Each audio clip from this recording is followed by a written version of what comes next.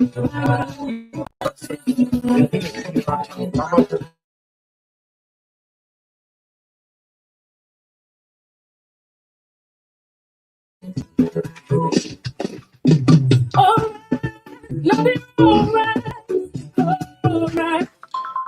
when we all get together as citizens of Liberia, we sing in one chorus.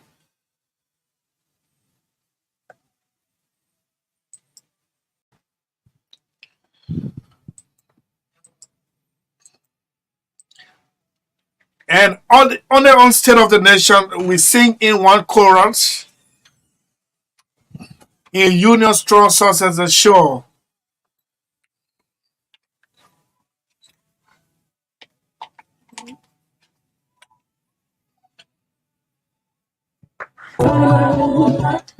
Yes, it's only in that one, on state of the nation, sorry, that we sing in that one chorus. The state of the nation, all hail Liberia, hail, glorious land of liberty. Listen to this one.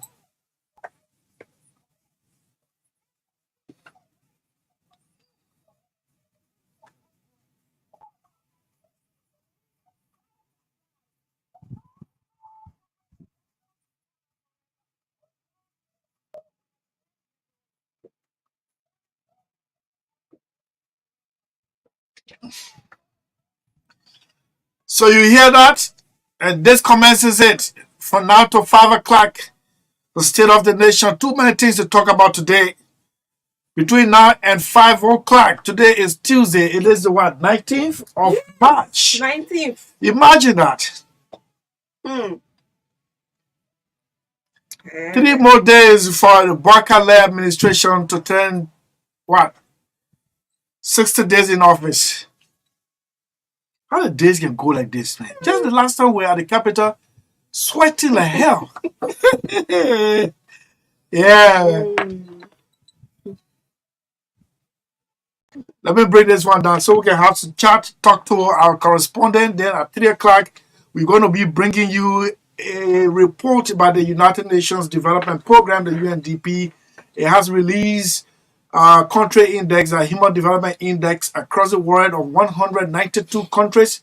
You get to know which country is the richest or highly developed, which is the poorest or least developed. Where does your country lie? These and much more are coming up. 3 to 4 o'clock. At 4 o'clock, we're going to be playing host to our agriculture team, the agro segment. And then we're going to be talking to Reverend or Pastor. What is this? Pastor Robert Bimba of CHAP, Community of Hope. He will announce one of the biggest citywide rice harvest. One of the biggest. We will join him and he will announce it.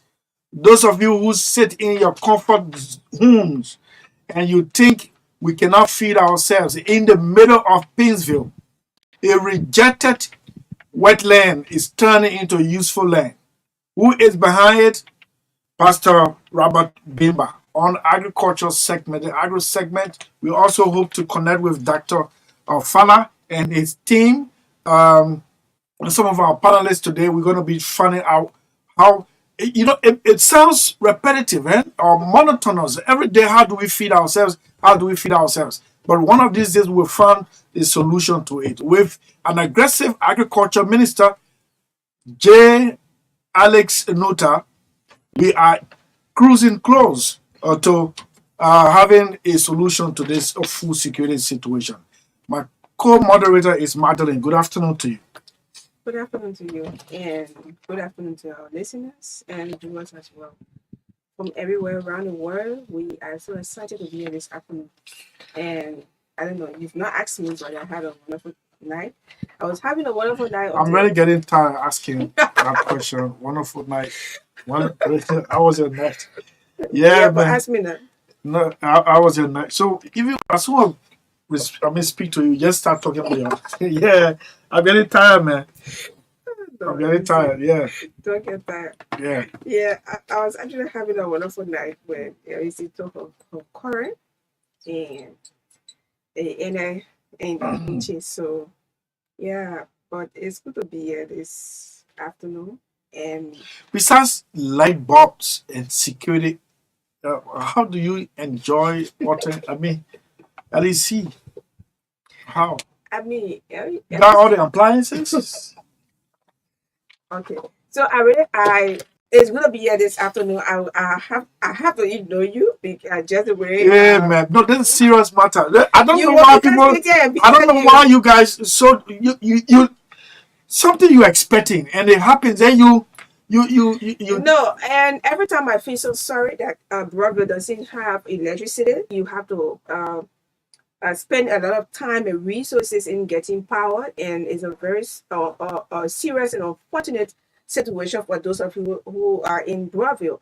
So I want to use this time to say I apologize on behalf of LEC. That's a country we find ourselves in since I'm very close to. I'm 18, very close to relocating 18, from Brooklyn. 1822. Very close. That one there for you This and is a complete nonsense. How those who are responsible to give electricity, they have electricity. Even the outages that have been reported or the oh my God. rationing, they don't experience it. You don't know that? You are the customers. You are the people who they ration electricity to. Okay. They don't ration it to themselves. No, they don't. Okay. Yeah, so I don't know. Please don't get angry. I'm just trying to tell you that you don't have current. I'm trying to remind you of the LEC absence in your area, and sometimes you often a brother think that you have actually made it in life, but you do not have electricity, and you still struggle to get power, and it's so funny. Sometimes I monitor your calls, and you have to tell GM board to go on it every time buying gasoline or fuel. That's It's how they want us to be. yeah, it's Eh? it's so hectic in How? getting No wonder. You see, it's good that we're coming to discuss this. the HDR. Yeah, the HDR, and then you think people just they're not smart. How you how you going to run? How you want your people to develop when they're producing their own social basic services? How? Yeah, yeah, yeah, Electricity, water. yeah. How you want them to develop? The little money that we hustle for a whole day, the first thing you need 2 gallons of gasoline to take you, or 2 gallons of diesel oil to take you to the next morning. By the time you leave in the house, you have to fuel your vehicle. By the time you get to Central Morovia, the next thing you start the day hustle, and when the first thing you get, you think of how you're going to fuel your generator for that. Mm. Sometimes you even have to delay. Like last evening, I had to delay up to 11 o'clock because I know the mathematics so well now that the generator I use it burns 1 gallon every 5 hours. So when I put it 11, 12, 1, 2, 3, by 3 o'clock, I'm expecting outage. Mm. When you hear me say I use diesel, I use gasoline. Gasoline, if it goes up by itself, you can start. But diesel, you have to beat it. I mean, it's taking air. It has taken air, Yeah. right? Mm-hmm. So when things are tough, I use gasoline because anytime can Oh, go this off. can get on. Oh, you don't know that? Yeah? Mm. Things can get tough. If you ask No, that question, if you ask me that question, I'll come out of my shell. come out of your shell. I should come. I want you to come, and you're going to be very civil in coming out of your No, shell. sometimes I will have to step on toes. Yeah, if the matter step on it, but I should step on it. yeah, Well, don't ask me that question about things you have. I'm not even a low income earner. I mean, middle income earner. okay, but Eh? World Bank just issued a report. Yeah, That we have you got that about two approximately 2.5 million people live in extreme poverty. extreme poverty. You got that? Is this the report? No, this is not a report. This is the I have it. latest. Yeah, I Yeah, have so it. we tie it into that. Yeah, yeah. So Let me tell you, those of you who are being appointed, you think I joke? You think I joke? Because the candidate now, President Barker, said Liberia will be the last stopping point. yeah, I was just sitting checking the number of mining companies in Liberia. I think we got 3 now. 3. Western Cluster, Aslamita, if I fall, Bo Mountain, and then China Union. What do you see? Okay. What do you see? Anyway, Okay. we try to connect our correspondents. Let's first hear from Orange, Liberia. When we come, we connect our correspondents. Yeah, we'll and connect then with them. at 3 o'clock, we will talk to upcoming. At 3 o'clock, we will connect Samuel Jackson, a Liberian economist. We've invited all the economists. Okay. I even just called the Minister of Finance, talk to a deputy minister that you can participate at 3 o'clock. How can we turn this UNDP report on Liberia as the 8th least developed country in the world, on the planet, right? We got B Mountain mining gold and making it into gold blocks, and they're flying it away to build Europe. If the road from Danielstown all the way to the mountain to where the gold is being mined is not paved. It is, why are we doing these things to ourselves? Look what's happening now at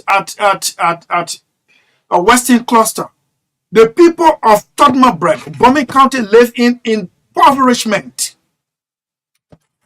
Meanwhile, there are over 75 trucks, 400 metric tons of horsepower truck conveying iron ore from Tottenham.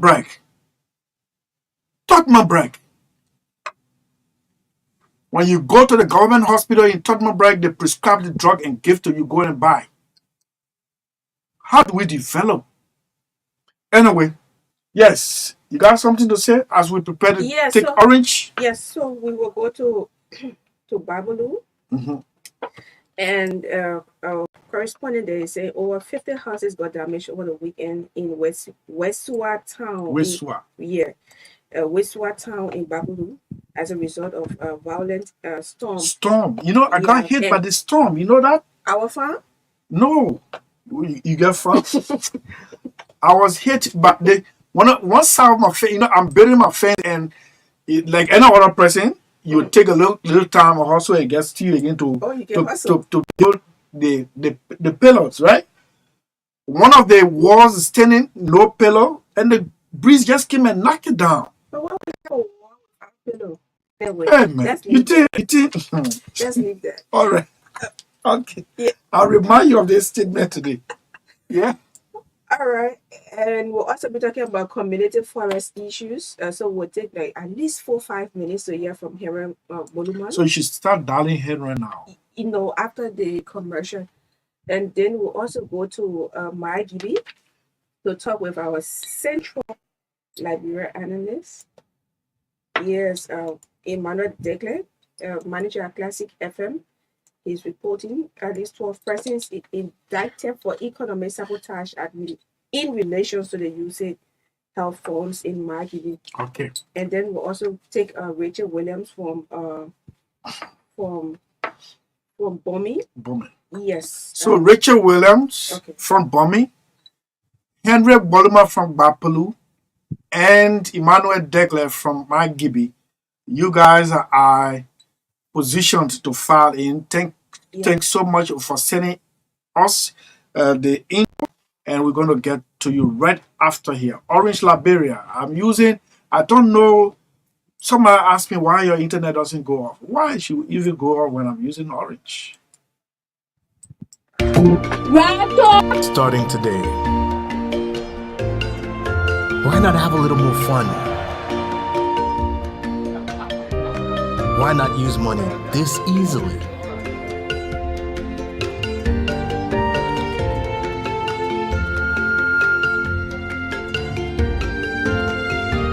Why not get even closer to family? Why not work how you've always wanted?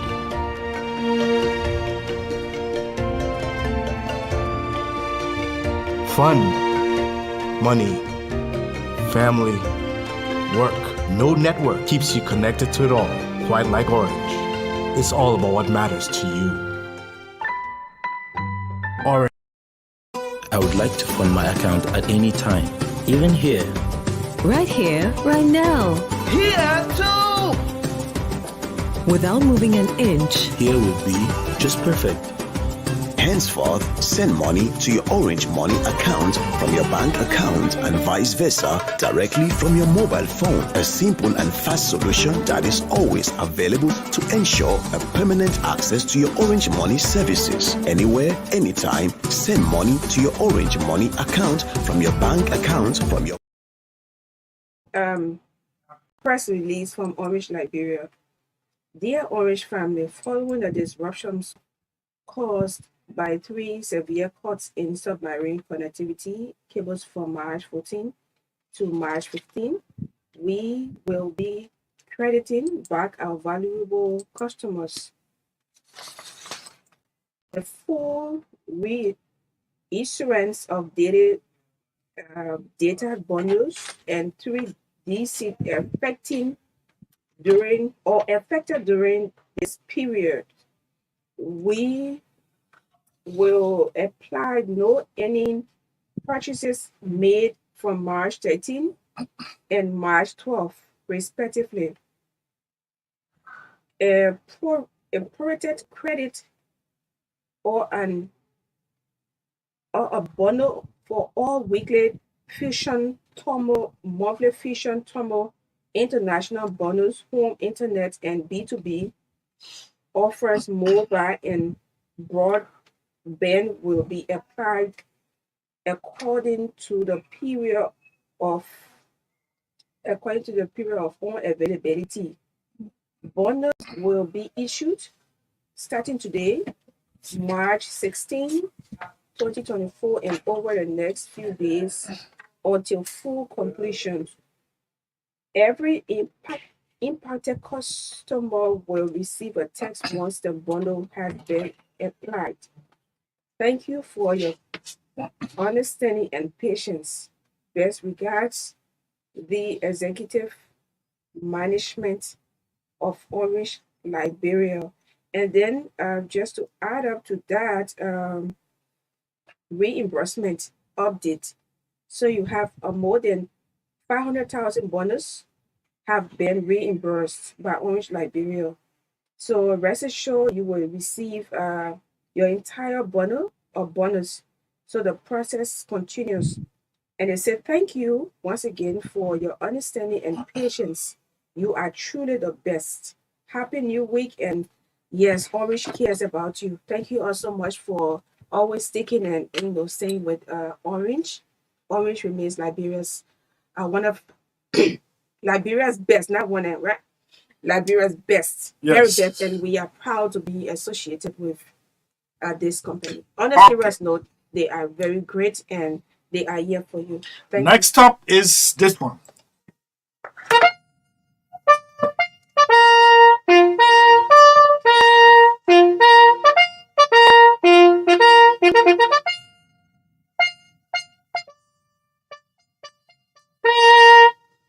The Armed Forces Today, a force for good, is a 45-minute radio and online presentation which brings the armed forces of Liberia closer to the public. It gives an in-depth analysis of activities and issues of the armed forces of Liberia as an undisputed force for good.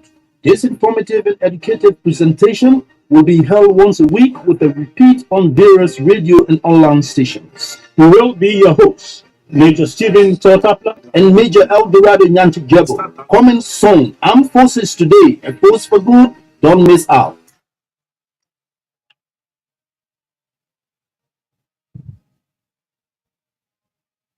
Oh, that's the part I like. 250 in Monrovia, state of the nation. We are in Pinsville. It's on Truth FM 96.1. You catching us there in Saclay. We're on 96.9.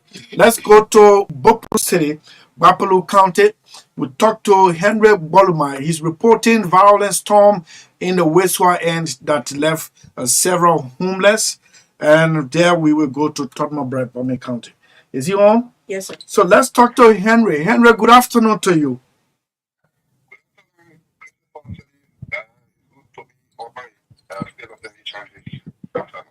Exactly. State of the Nation is honored to have you as its analyst for Bapolu County in Western Liberia. Let me use this airwave to congratulate you. You deserve it. You are a point of reference, and we are honored to work with you. Okay.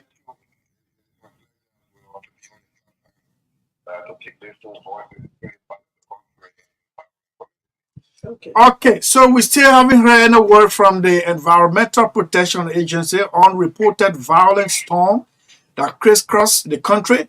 Bapoli is of no exception. You're reporting that Westward was hit. Let's get the detail.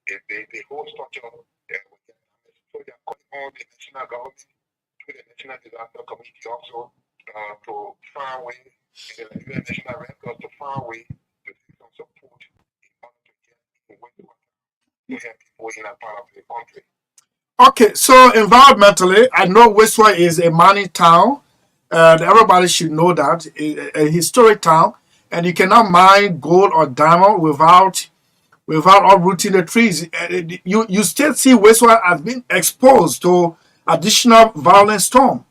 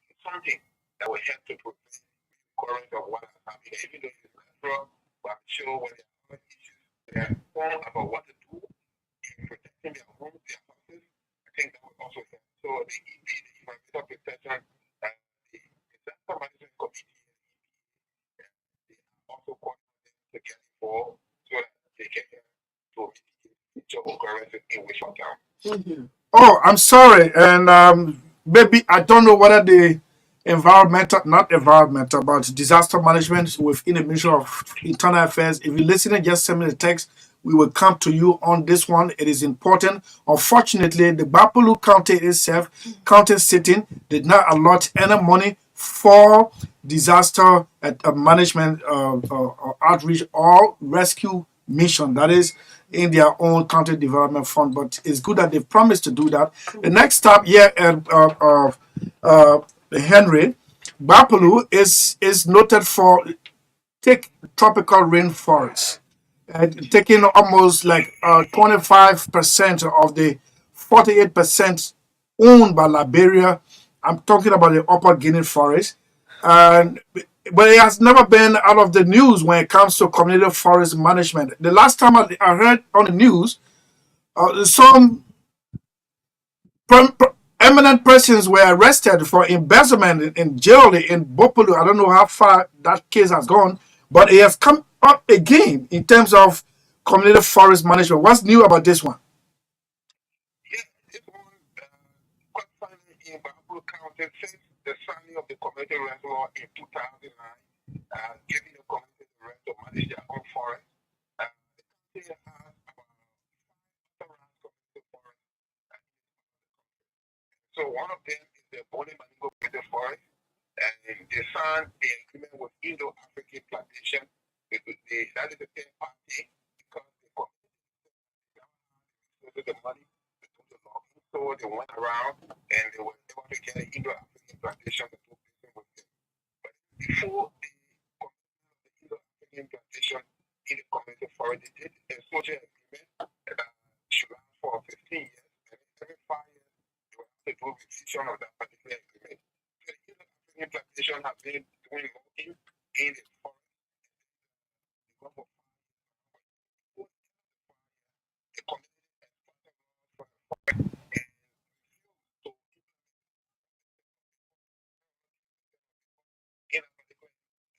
talk about the provision for healthcare, provision of money for scholarship.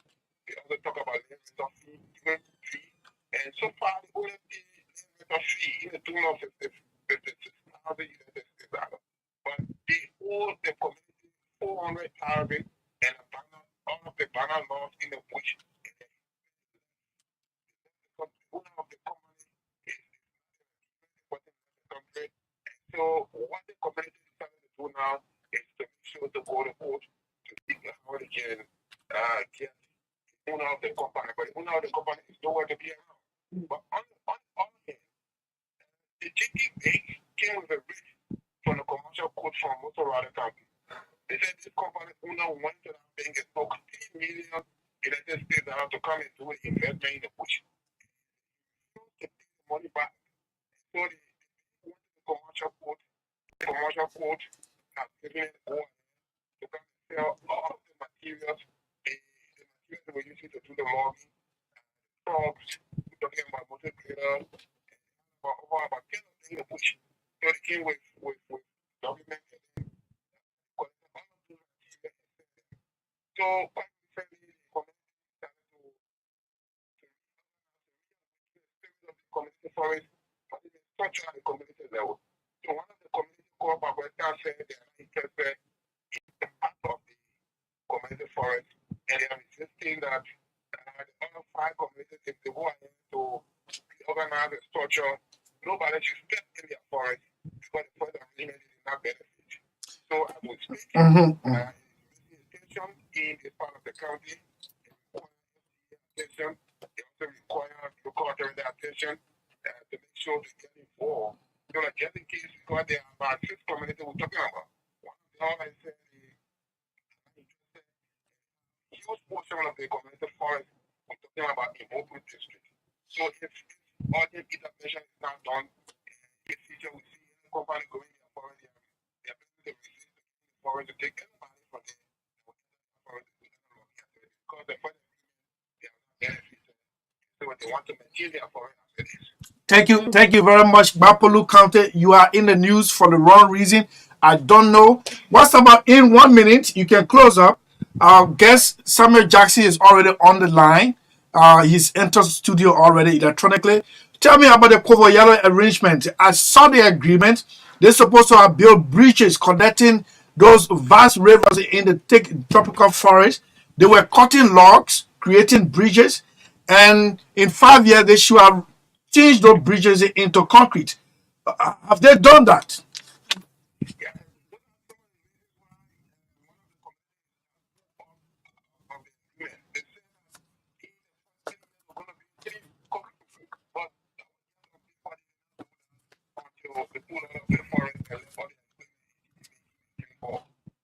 Okay, thank you very much, Henry. It's good to have you from Bapolu County, Bapolu City, Bapolu County. Henry Walma is our analyst from Bapolu County, Forest Rich Bapolu County. Before we go to Sam Jackson, he's already in studio backstage. Yeah. We're going to be discussing the release of the Human Development Report Index by the UNDP. It is, sorry to say, it's nasty for Liberia. It's nastier for Sierra Leone. And I don't know how we're going to manage it. Yes, so let's take quickly. Bombing County, Richard Williams.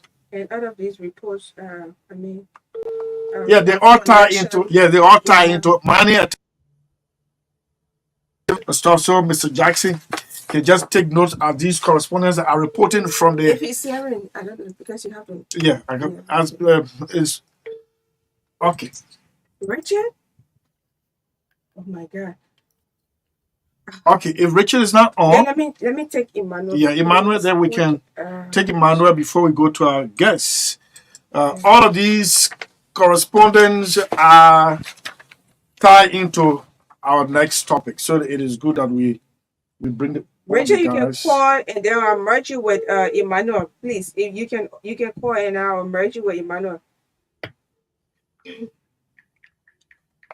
Yeah. Oh, Emmanuel, you are calling and we couldn't. If we don't take you now, then we will have to wait after this segment. Yes. Okay, I got him. Yeah. Maggie Okay. Yeah. So hold on. So we can do a merger. Yeah, I'm merging with Rachel Williams from Bombing County. Okay, so Rachel, you are on, and Emmanuel, you are on. Rachel, you're from Bombing, and Emmanuel is in Kakata. You there in Tottenberg. Rachel, let's hear from you. What's the latest in Tottenberg? Thank you very much for joining us from Bombing this afternoon. We are reporting from Tottenberg, and it is about the road rehabilitation from Comoros to Takita, which is a 26-kilometer stretch. And we reporting on right now. That road project has come to a halt due to, according to the contractors that are doing the rehabilitation of that road, it has come to a halt based on money. According to them, they have not been able to receive 40% of their money remaining from the county. The 40% that is left of the county, they have not been able to get that money. So that situation right now is causing serious problem, especially with the locals, those that live on that side. That area is called the Road Center. The Road Center is one of the biggest areas in Bombing, one of the biggest areas. Who took responsibility of redoing the road? Who took responsibility of redoing that road? That's the company that has been took the contract from Bombing County authorities, and that money came from the contribution of Western Cluster Social Development Fund to the county. And so, $500,000 was allotted for that road to be rehabilitated because it is a very long corridor that are reaching majority of the citizens in the rural part of District 1 in Bombing County.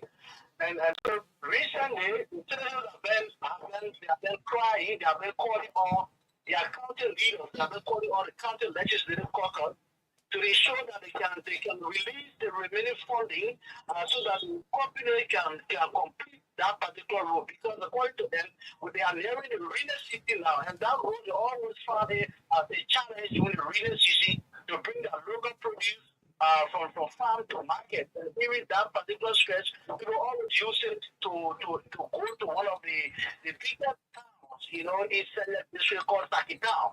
So because of that, the citizens are saying that if the Bombing County Legislative Caucus, including the local authorities, cannot release this fund to the company so that they can do the completion of the road, they will have to take a serious action against either the caucus members. That is, either they stop them from using that side, those that want to go on that side to meet them, they will either protest against them.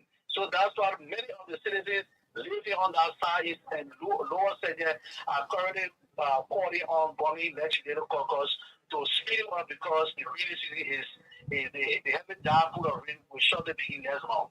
Interestingly, so I'll leave you quickly to go to Kakata. Emmanuel Degler, you there reporting that 12 persons have been indicted for embezzlement of a USAID funded project, that's health project in Kakata. That I remember. I think it has to do with the leak, the audio leak at the time. So they finally been inducted. Am I correct? Yes, 4 prices have been inducted, and it includes 7 prices working with Magdalene County Health Team and 5 business people. And these people have been indicted in relation to the dubious procurement process that caused the Joseph Foreign project to lost over $160,000. And these people, according to the LACC investigation, are responsible for transferring the money without any service being delivered. So accordingly, the charge for economic support, theft of property, and missing of government information, sensitive information, and that move or other charges. But the issue of economic support tax, store and money charges being leveled against them. Interestingly, it's good that you said some health workers there, and that audio was so bad, and it took a journalist to have on earth that secret recording. Though it's not good to secretly record, but it was good because the journalists were trying to save a whole country.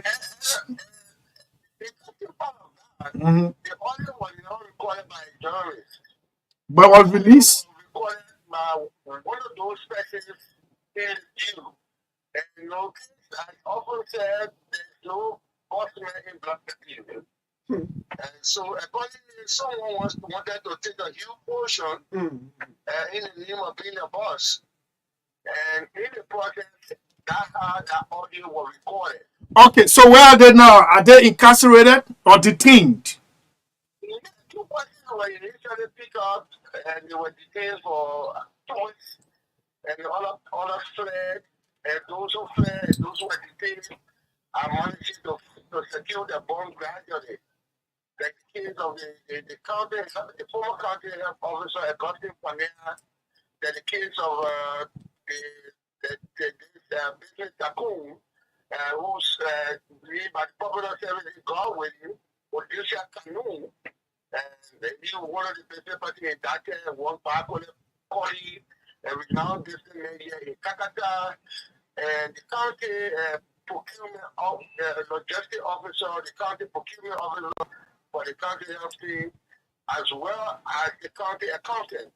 All of these people are being indicted and gradually they are filing in their bond. And accordingly, the SECC has said that the case will be tried in Magdalene County on this May term of court. So we all look forward to how this groundbreaking case is going to be handled in relation to help foreign support. As you may be aware, Magdalene County had the 2nd highest maternal mortality rate in the country. And it means that we at child birth in Magdalene County, the more the sorrow rates in other counties in the country. So the fact that foreigners were suffering, and there will be much more greater risk to the ordinary people here. Because the only referral hospital in the county was gotten by fire in 2021. And yet to be built. You don't have a public referral hospital here, so you have people have to grapple with trying to pay for the health care and everything in emergency. Okay. You have to transfer to PB, in Banga, or you have to rush to Monrovia, at GFK or one of the other health facilities. Okay, Emmanuel. And Rachel, you there in Tottenham, right? No, he left. Okay, so Emmanuel, thank you so much. Rachel, Thank you so much for filing in those reports. Yeah. Okay, just to conclude, we could not just reach Jacob Kemo from Bond County, but this is what he's reporting. Storm disaster strikes Gambut Town, part-time district number 4, leaving at least 65 houses de-roofed as affected citizens call on the central government through the disaster management and philanthropic organizations to aid them. So you see that from Bapolu to Bond County. Yeah. Violent storm. In fact, in Breville, in my own compound. And I learned to in Nimba. Nimba as well. Yeah. Okay, Environmental Protection Agency. Any statement in Breville City. Before we go to Sam Jackie, who's already online, Let's hear from the armed forces of Liberia. Sam himself was a military man, but did not serve his country, serve the United States military.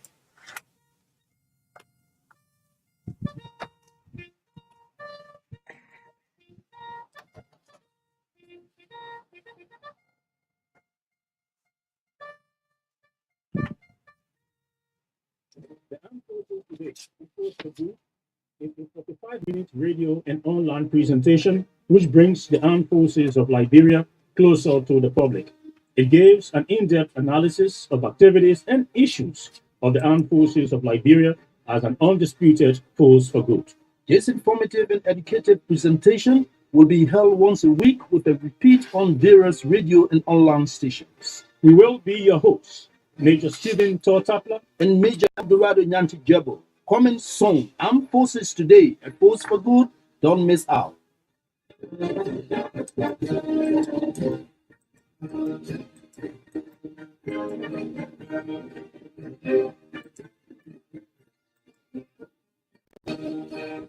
Oh, I love the anthem.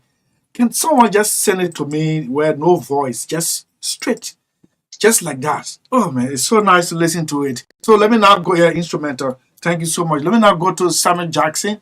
Samuel is taking leave out of Liberia. He's in the United States. Samuel Polyphus Jackson, good afternoon to you. How are you? This is State of the Nation, your platform.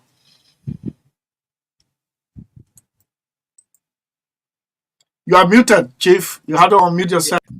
Yes. Okay. Good afternoon, Christopher SELLEE. How's everything in Liberia? How's Dupo Road? My favorite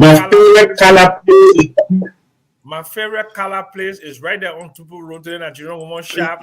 Yes. By the grace of God, yes, I've recovered. And thanks for your intervention. I know you don't want me to announce it, but you were very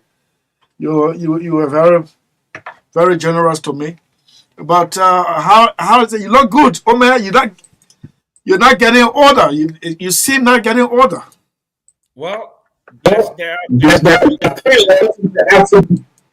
can you hear me? Yes, I can hear you. Yes, I can hear you. There are three letters. There are three letters.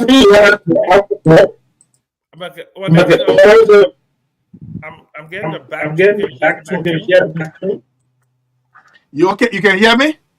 I can hear you loud and clear, but now you can hear me good. Great, fantastic. Okay, now I can hear you. Okay. Okay, great. No, I said there are three letters in the alphabet, G-O-D, that's been responsible for me. You know, I'm a cancer survivor. Was in and out of the hospital for several years, and God delivered me, and I want to thank God and just praise God every single day for my life. And I'm in the United States. I've been here for 3 months. I haven't had a real vacation since my illness. And I got married last year, remarried last year. So we're here trying to just have some quality time with the family. I have my other children here too in Atlanta, and my family and my sisters here. So I'm just having a wonderful time, enjoying it, and I'm glad to talk to you, Christopher. Thank you so much for inviting me. Okay, thank you too. I appreciate you being on. I'm honored as usual to have you on. So the crux of the discussion is the report, the Human Development Report Index released by the United Nations Development Program, UNDP, of 193 countries, including our country, our common patrimony, Liberia, and then some of our neighbors. I'm reading here, Sweden is the world's most developed country according to this index. And 193, Somalia is the least developed country. But worldwide, Liberia is the least developed country. That is in the entire world. And Sierra Leone, let me get the data correctly. Sierra Leone is, Sierra Leone is second to the least developed. So Sierra Leone is the 192. 185 something. Yes. Yeah. So Sierra Leone is the second least developed country in the world. We are eighth. So we are 7 ahead of Sierra Leone. In the first place, let's give a workable definition of what is the Human Development Index. Okay, so the Sorry. Human Development Index uh, measures Yes. the I think I'm I getting think that I'm back. getting that back. Yeah. Go on. Okay. Okay, it measures the key dimensions of human development, right? And those are basically a long and healthy life, okay, being knowledgeable, which is being education, and having a decent standard of living. And a decent standard of living would include things like, healthcare, in terms of housing, topology, and all of that. But bottom line is, it measures the the the progress of human beings around the world, and it's been doing that Mhm. now for a significant number of years. And it was really culminated in the year 1990, when they had the Millennium Development Conference, and they wanted to develop some measurement of human progress so as to catalyze resources to improve the lives of human beings around the world. So this was a way of chronicling human progress. And in 2010, I was hired by the UNDP to write something called the Millennium Development Goals Report for Liberia. And we should write a human development report at least yearly, but because of capacity problems, we haven't done it since 2014. 2014 was the last time I did it. The closest thing we have to something chronicling human progress is the household income and expenditure survey, which was last done, I believe, in 2016. That's 8 years ago. So domestically, we have not done a lot of studies, a lot of surveys to indicate where we are as a people. For example, labor force survey hasn't been done since 2010. Okay. In terms of gender issues, something called the CEDAW report, we haven't done that since 2013. We haven't done the Liberian Demographic and Health Survey since 2013. And I'm hoping the Barker administration will pay keen attention to these matters. But that's what the Human Development Index is about chronicling, Okay. showing All right. progress or lack of progress of human beings around the world.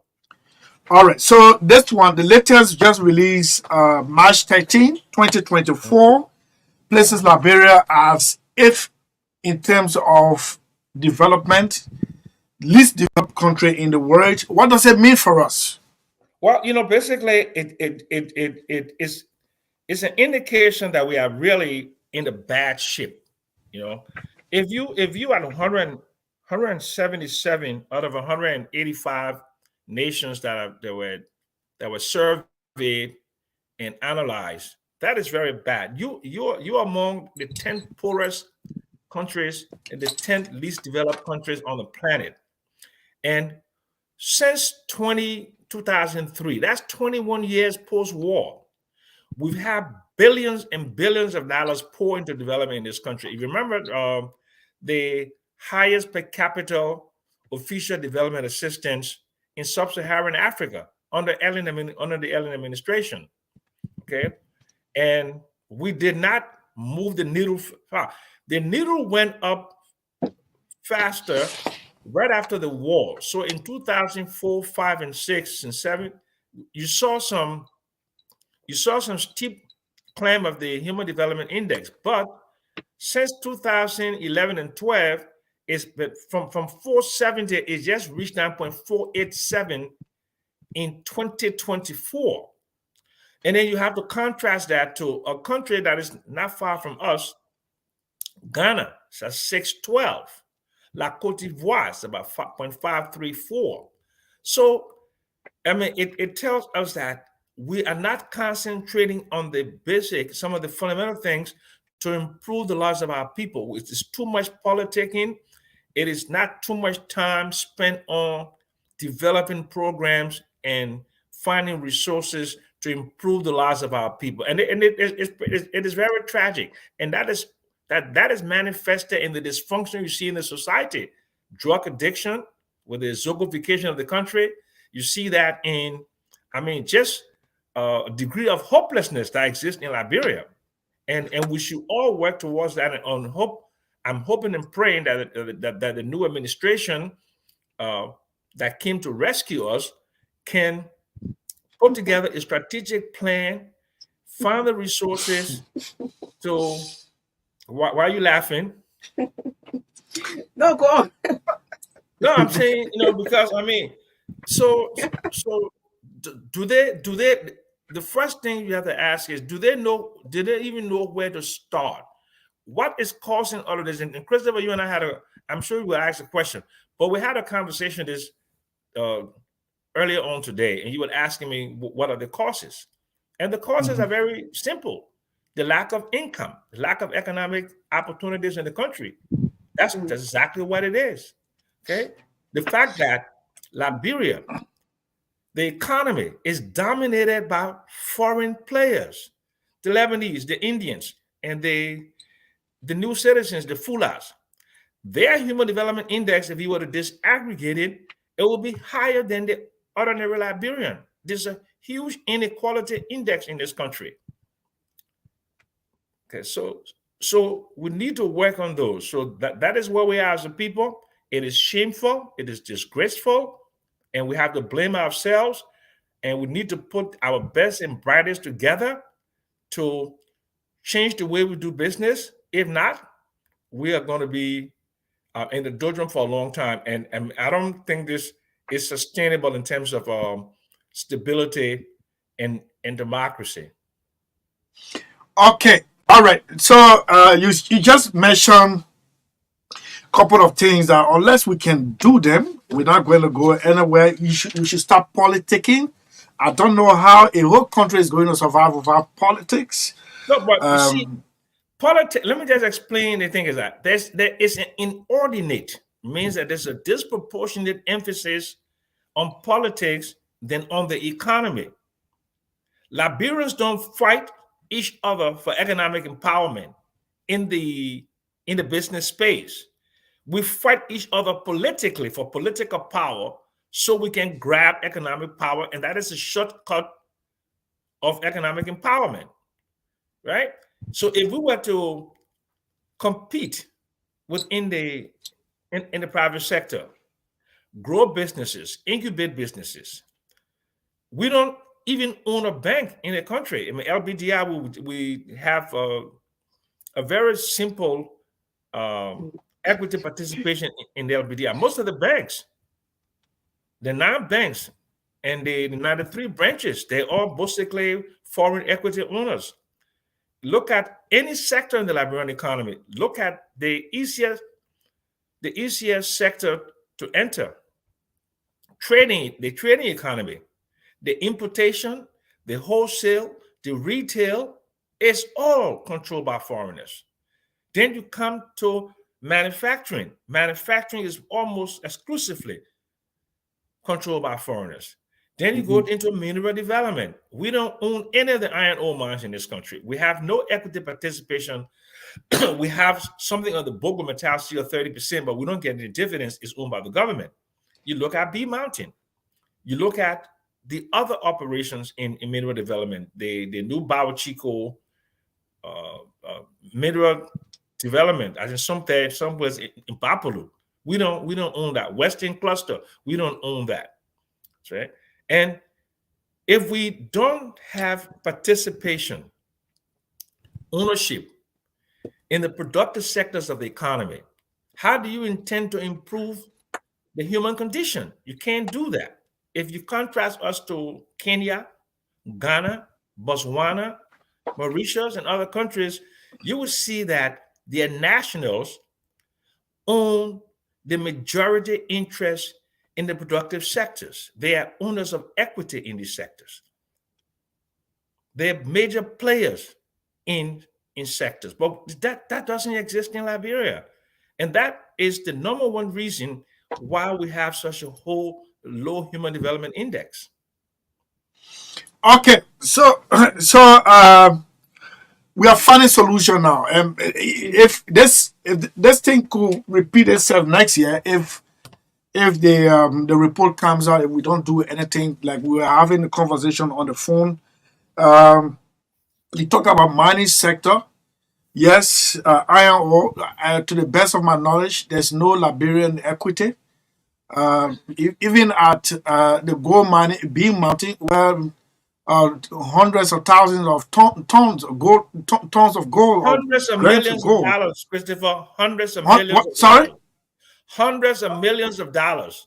Yeah, so I was just hundreds of millions of dollars we still don't have. You have been an advocate in this where I still remember the El Nito, the Western Cluster stuff. You wanted a greater participation of Liberians in the mining sector. It's still not working. But look at countries like this. Djibouti. Djibouti is merely fishing country.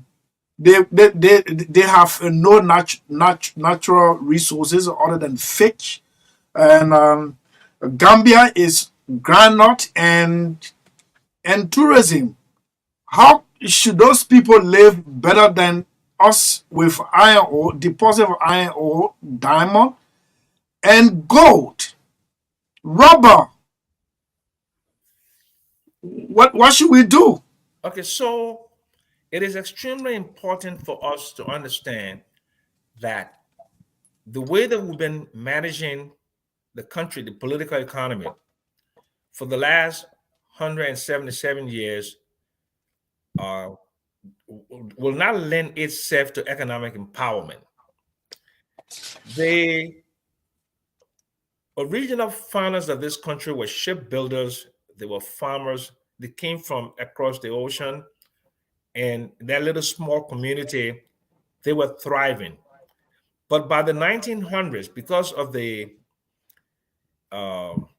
inflection of the political space, a lot of the people in the elite, social elite, were preachers and lawyers. They were not farmers. Farming mostly is always subsistence. In 1926, Firestone came to Liberia. Firestone got 1 million acres, I think that's 6 cents per acre, with a 99, 100, or 99-year lease. So it created rubber farmers along the belt from Ray Light all the way to Ganta on both sides of the street.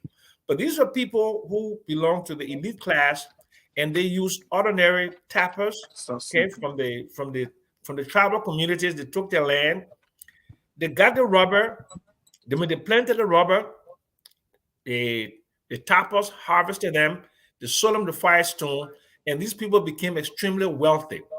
What did they do with the money? They took the monies and they lived lavishly. They had villas in Las Palmas. They sent their children to boarding schools. I mean, like elementary school and grade school.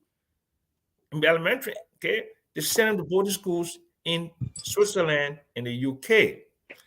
With the advent of the open door policy in 1944, there was an over concentration on the extractive sector. So we brought in Lamco, we brought in bunk mines, we brought in NIOC, we brought in LMC. Those extractive industries, together with Firestone, did not create value addition, the empowerment of Liberians. And they would interest Liberians to know that those mining companies those were joint venture with the government of Liberia. But because of the lack of sophistication on the part of the Liberian officials, the mining companies pay no dividends. Because if you own equity in a company, the reason why you own equity is because you need what? Dividends, right? When you get profits, you split it. But the mining companies were they cleverly engaged in a practice called transfer pricing or mispricing, where they sold the iron ore to associated companies. I want you to listen to this very carefully, Christopher. Mm-hmm. They sold Mm-hmm. the iron ore to associated companies for a loss. But when they transformed the iron ore into steel. That's where they made their profits. So the profits were made overseas and they stayed overseas. We did not require them, for example, to surrender a certain percentage of the proceeds of their export. So while Liberia was one of the largest iron ore exporters on the planet, in terms of in today's that probably like $1 billion plus, but the Liberian banks did not enjoy the benefits of the export proceeds. And because of the nature of mining, which is a non-renewable resource, they depleted NIOC, they depleted Bombing Hills, they depleted Mount Bam. And so when they left, when the price of iron ore went down in the 90s, what happened? You left Yekepa as a ghost town, Bombing Hill as a ghost town, Congo in Mana River as a ghost town, Bon Mines as a ghost town, and all of you people who grew up in those areas that know exactly what I'm talking about. They did not prepare the towns for post-mining activities. There was no other economic activities that were developed to help the people after the mines. And we're doing the exact same thing today. We're trucking iron ore from the Western Cluster. You mentioned earlier about El Anito. El Anito was the most fraudulent deal ever perpetrated in the history of this country, where a scrap company, on December 1st, 2008, the government of Liberia put out something called a request for proposal for the Western Cluster, B Mountain, NIOC, and Bombing Hills. They required a company to be in existence for 5 years and to have mined 5 million tons. El Anito was formed on December 21st, 20 days after the request for proposal. And it was bidding against big companies like Tata and Rio Tinto. Can you imagine a company, a scrap company, beating out these world-class companies? So, but Mr. Jackson, how do these activities or these occurrences stop a Liberian man from getting wealthy? Great, especially from legitimate business deals. Okay, so the way the political economy is structured, if you are a Liberian man or woman and you form a company and you wanted to participate, you would not be able to participate because you are Liberian, you'll be excluded, and because they don't want you to participate because you will not be able to bribe the officials because you're from Soniwen or you're from Zomiantan or you're from Mozogowi, they don't want to deal with you. But if it's a white person who was a common laborer in any European country, you put a suit on that man and he comes up with a briefcase, he can get a multi-billion-dollar asset, as happened with El Anito. That is the reason why. And because of that, poverty exists. So imagine El Anito sold this asset, if you can remember, on the same day that they signed a concession agreement to the current company, sets to go up, okay? They sold 60%, and then 6 months later, they sold the rest, and they got $120 million without putting one shovel in the ground.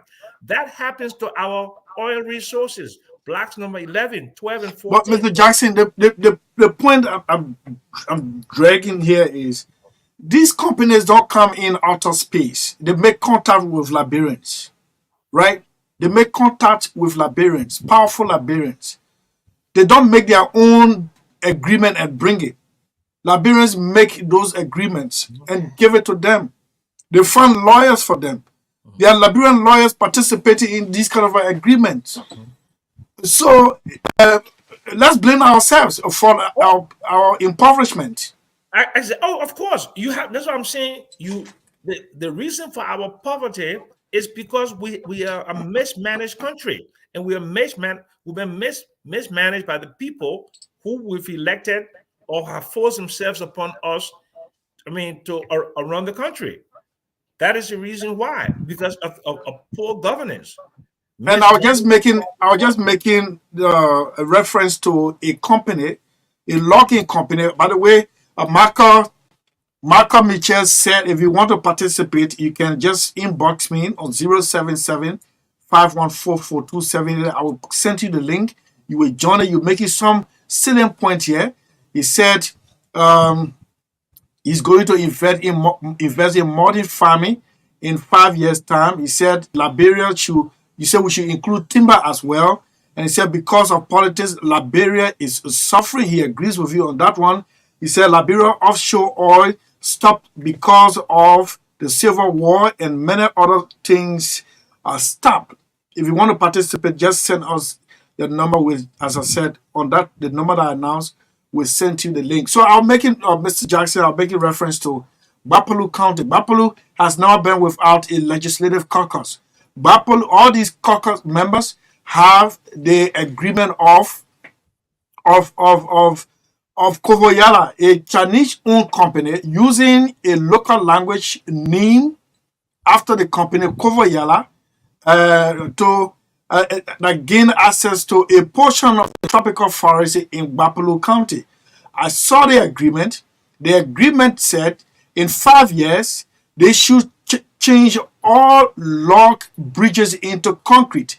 A single one is not done. Liberians are working with this company. Bapaloo has a caucus. They are going for county sitting. No one raises it.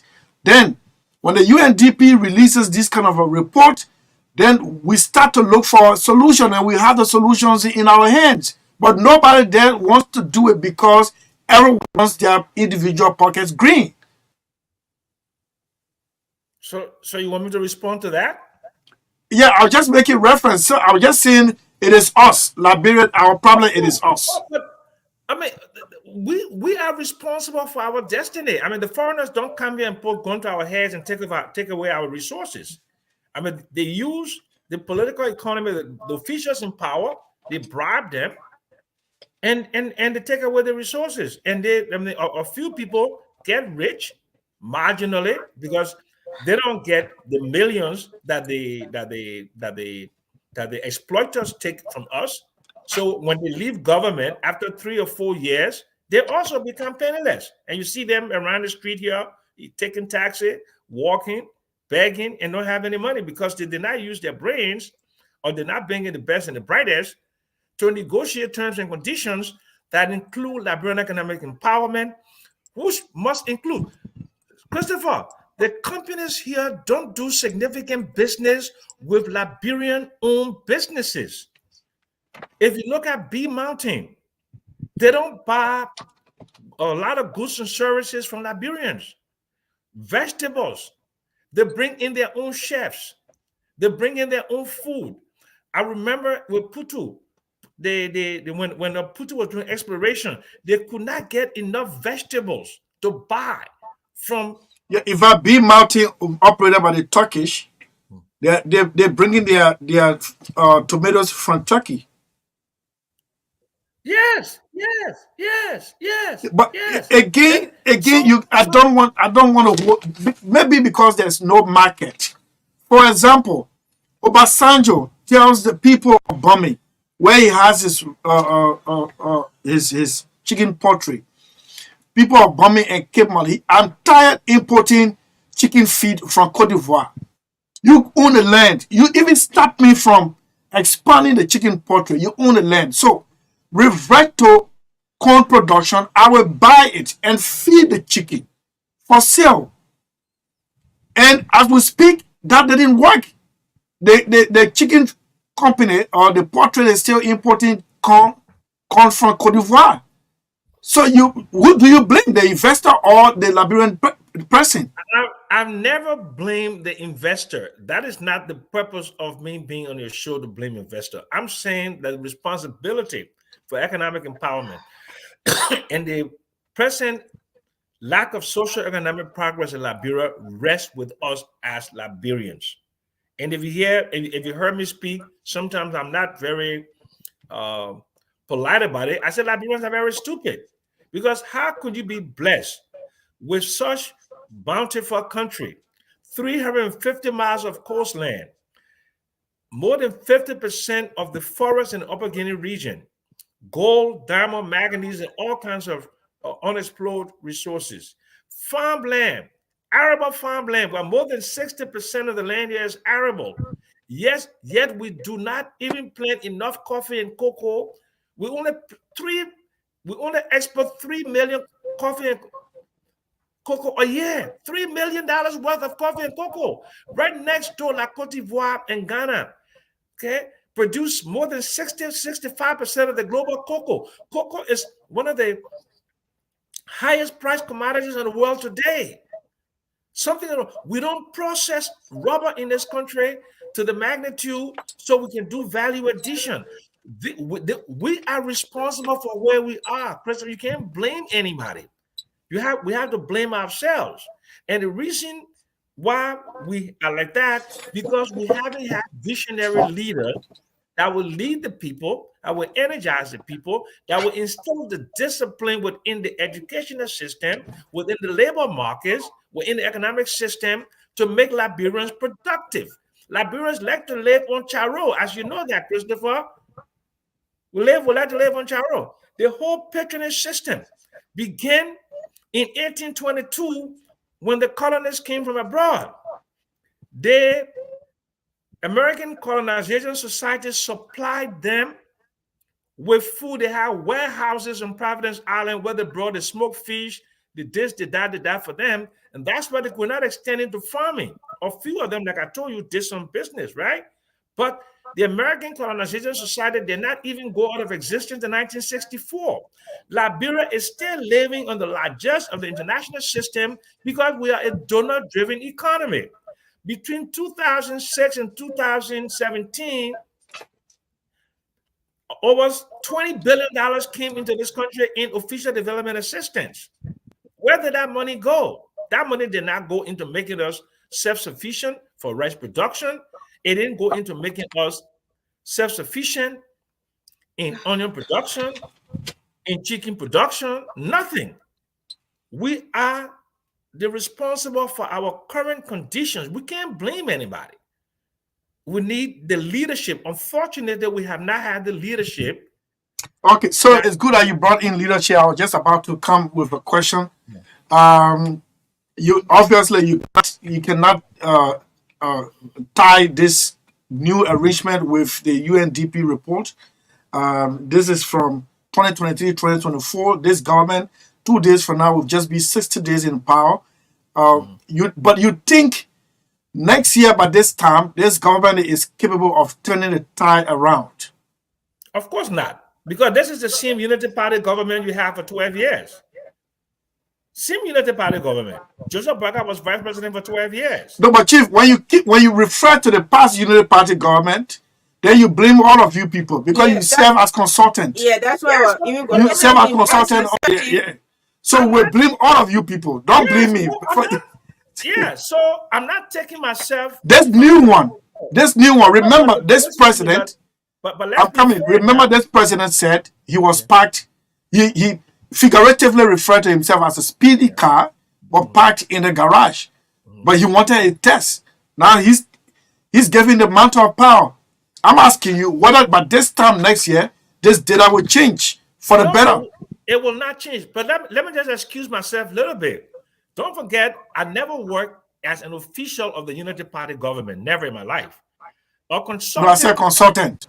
Yes, but a consultant does not make policies. Consultant makes recommendations.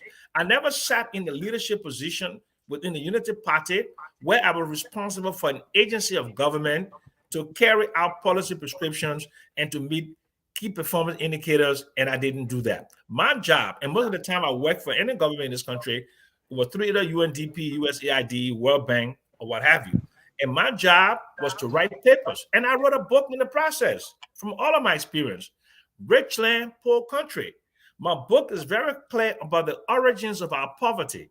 The origins of our poverty comes from the mismanagement of our resources, the lack of political will, the lack of discipline among the public, and the lack of visionary leaders. That is where we are.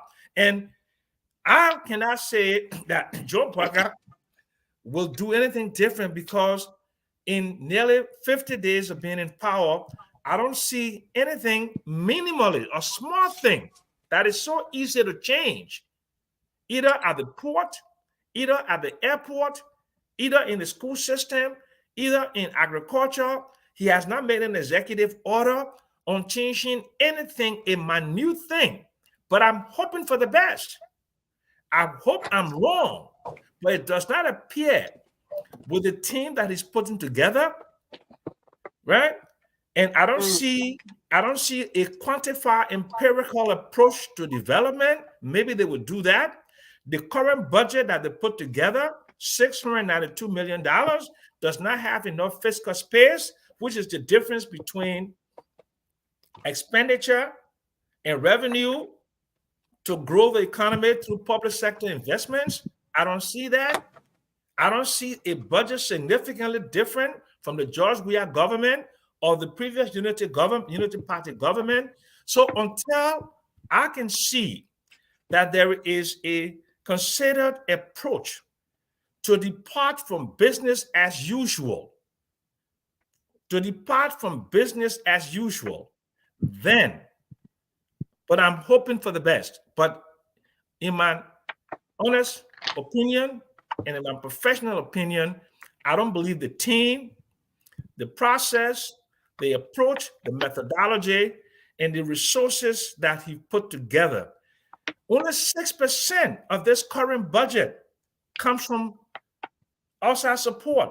Only 6%. By this time, I will hope that Joe Boycott, because of the critical nature of the economy, where he says the distressed economy, he would have motivated or catalyzed some international support to help to support this economy until we can get some degree of independence, or to improve domestic resource mobilization. For example, real estate taxes. Only 5% of properties in Liberia pay real estate taxes. It starts with a national identity system. It starts with creating systems to go after delinquent taxpayers. I don't see that, but I'm hoping for the best. I'm hoping and praying that Mr. Burkhardt will do better than his predecessors, but I don't see that happening. You're hoping and praying. I'm reading your book, a portion I wanted to bring to your attention. As a matter of fact, let me just show it. This is a copy given to State of the Nation, Rich Land, Poor Country, The Paradox of Poverty in Liberia, Samuel P. Jackson. This is a special edition. But you took it historically from the founding days of Liberia up to current realities, and it's like we've still not finding any solution, and so we will remain like this on planet Earth since we still don't, in your word, we don't have any leader that you think is robust enough to change the course. Well, look, the thing is, like, we have all the tools at our disposal. Liberians have the professional skills to develop this country. Liberians even have the wealth, because the wealth is in the ground in Liberia. And then Liberians in the diaspora. Liberians in the diaspora are worth billions of dollars, Christopher.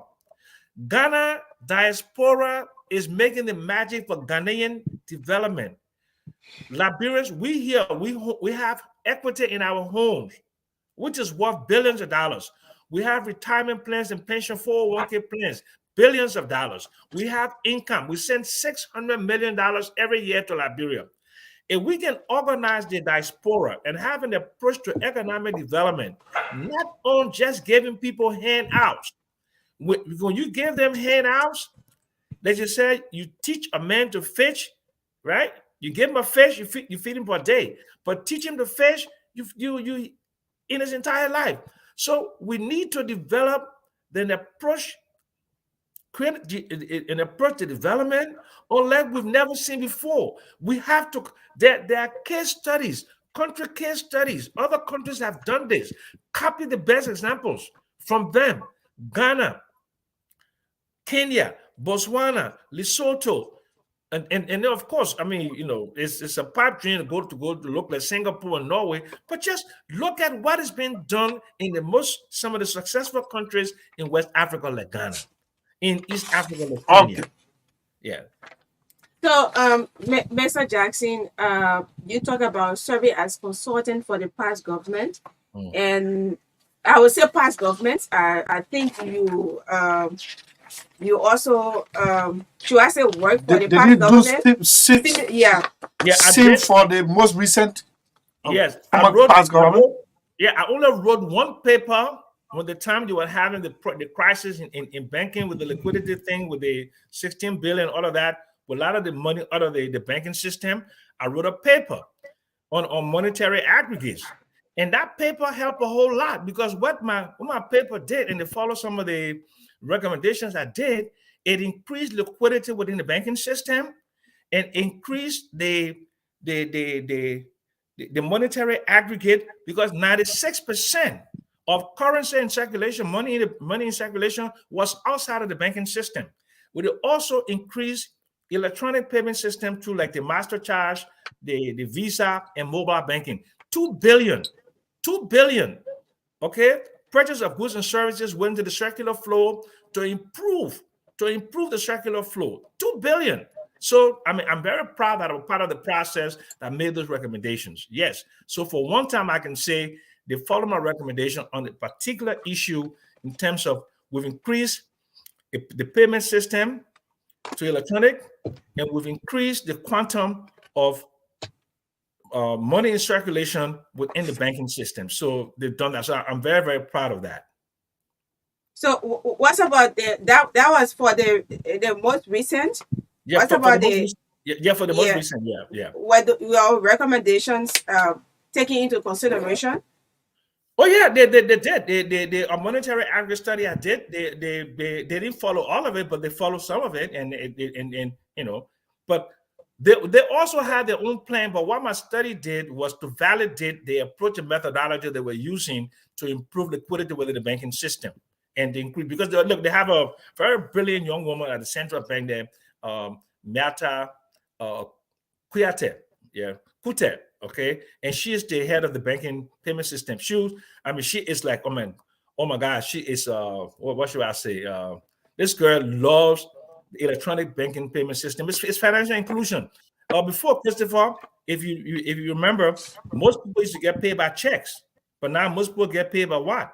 They have their bank accounts, and they just wire the money into their accounts, and that was a result of this government. That was revolutionary. What it did was it increased something called financial inclusion.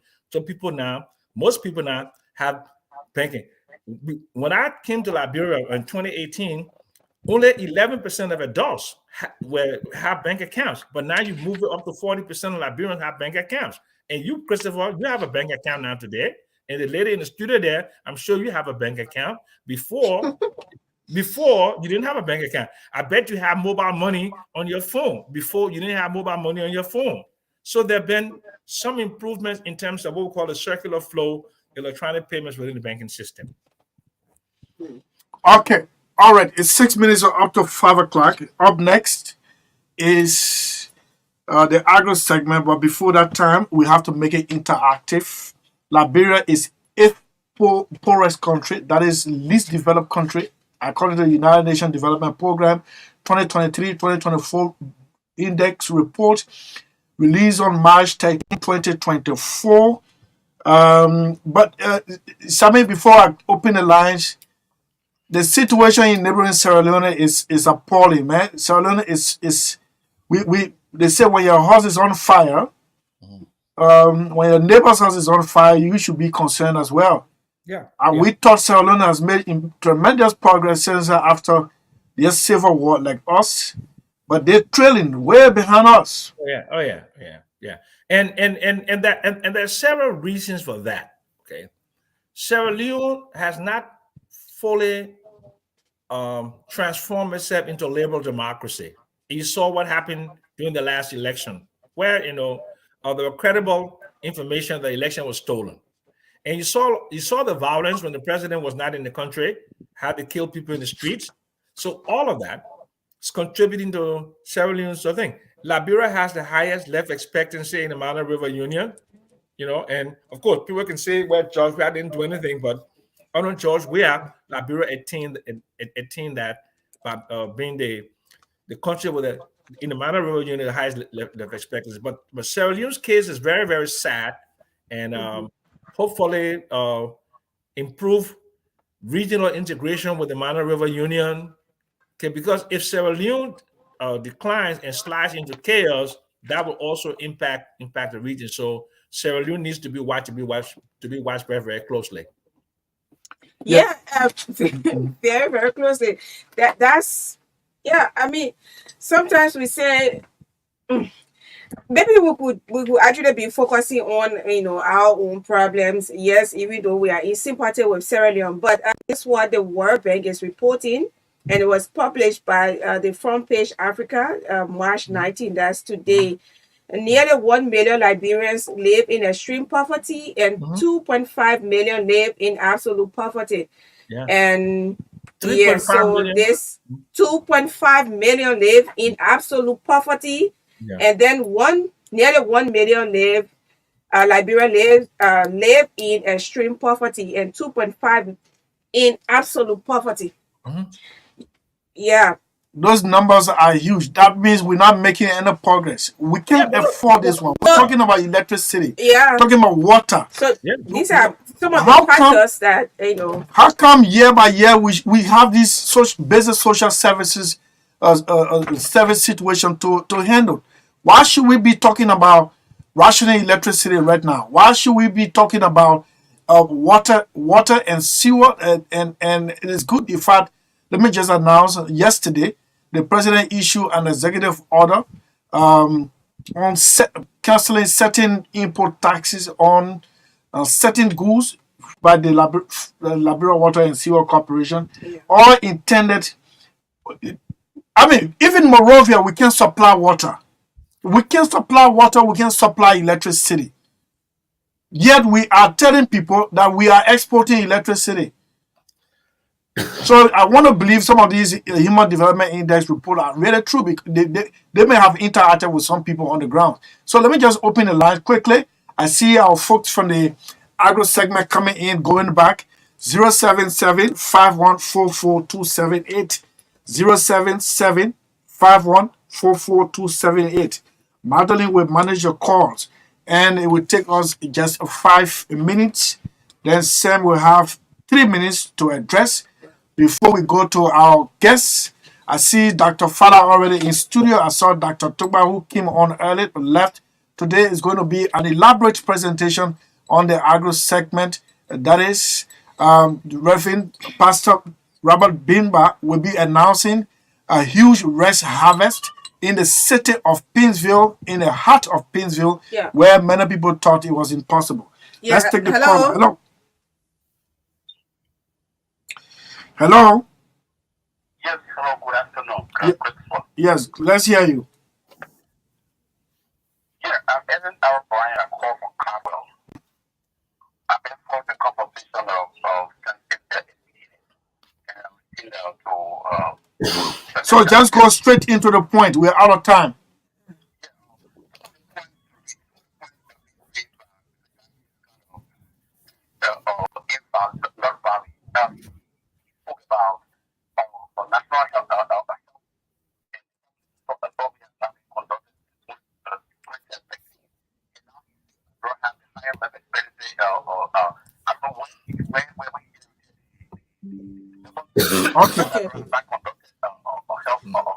Okay. Conflicting numbers. He's taking notes. He will address it. Okay. Next caller. Yeah. Yeah, quickly. Hello. Okay. So he dropped the line. Hello. Hello. Yeah, good afternoon. Yes, so you got 30 seconds. Bobby Kamara calling from Riha, around the president residence. Chris, I just want to appreciate the discussion, especially from Uncle Sam. I worked with him before. I know him very well. Since they were in this country, when they come to making a lot of recommendations, even the days of the so-called kids that were in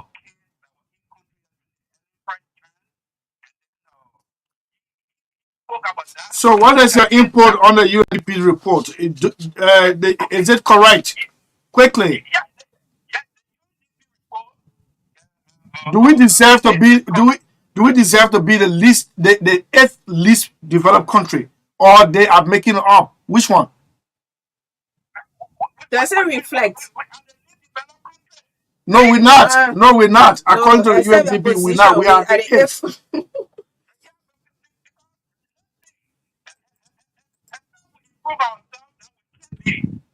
Okay. Okay.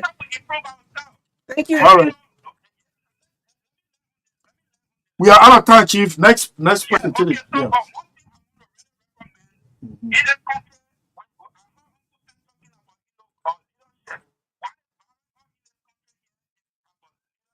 Okay. Thank.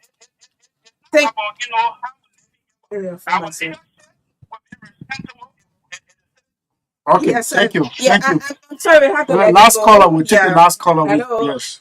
Hello. Yes, sir. It's good to have you on, Abel.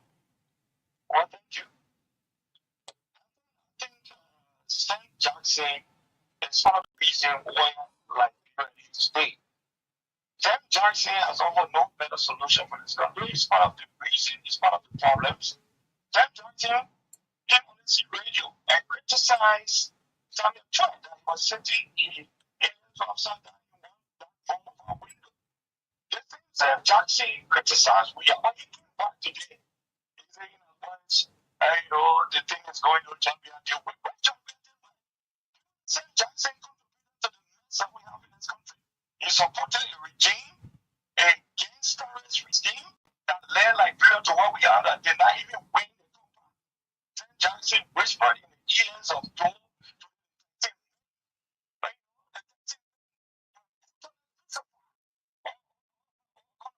Okay. St. Jackson is coming to better offer one solution.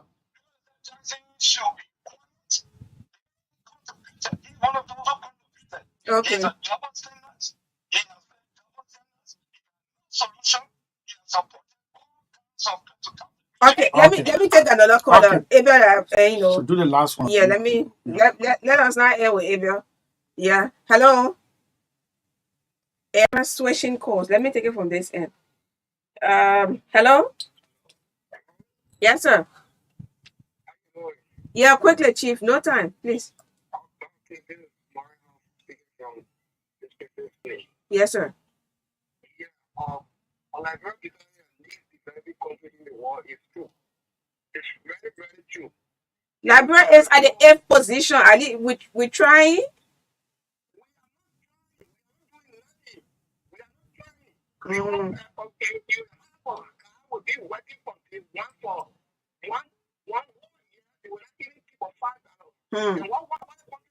Okay. Thank you.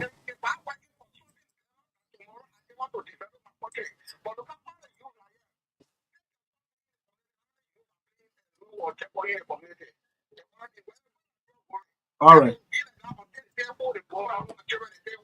Okay. Okay, thank you. Thank you. Yeah, sorry that you have to express your frustration that way. Yeah.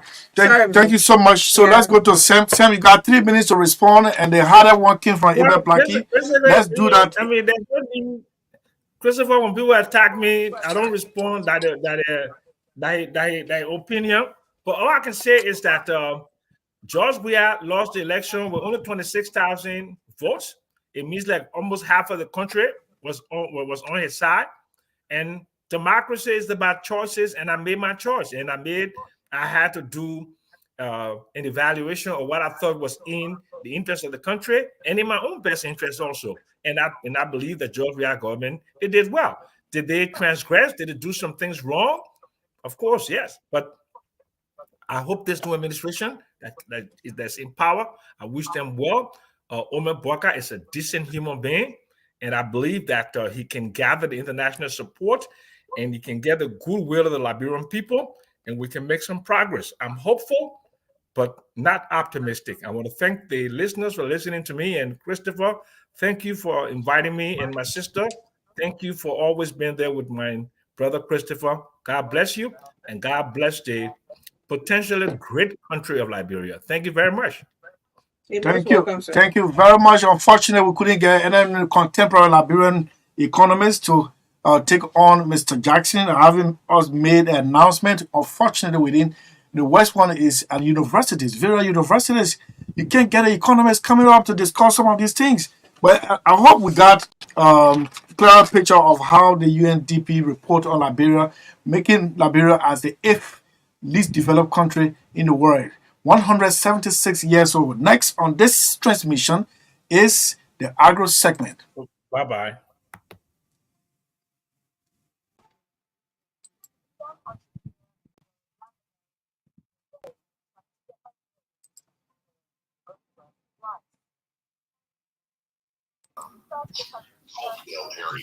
Okay.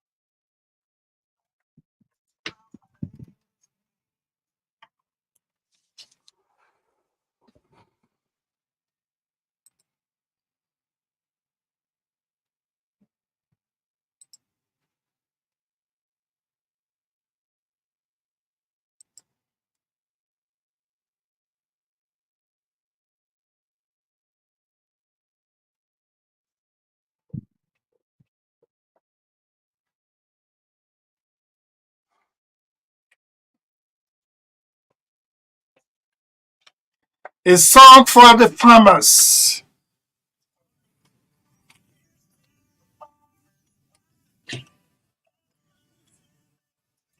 So the folks that are in studio now electronically, Dr. Fala and Dr. Tukba, today we're going to be talking about creating a new bank and creating a new rest policy when we have the National Rice Strategy Plan 2018 to 2030. That is what makes us different. You know, we interspice it, politics, human development programs.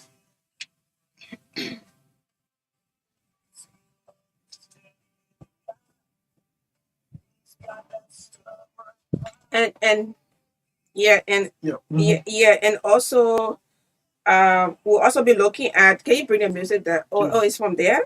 No, Yeah, from so here. it will also we'll also look at the what they learned from the research, and they want to also make some recommendations to improve the sector.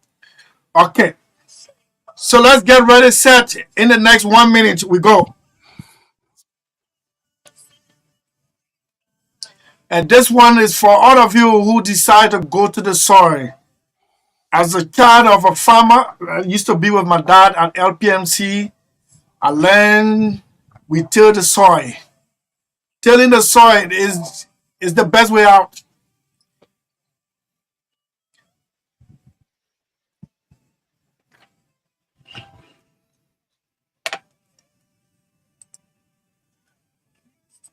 Okay, so say hats up to the farmer. Luke Bryant, thanks for your contribution to this edition of State of the Nation.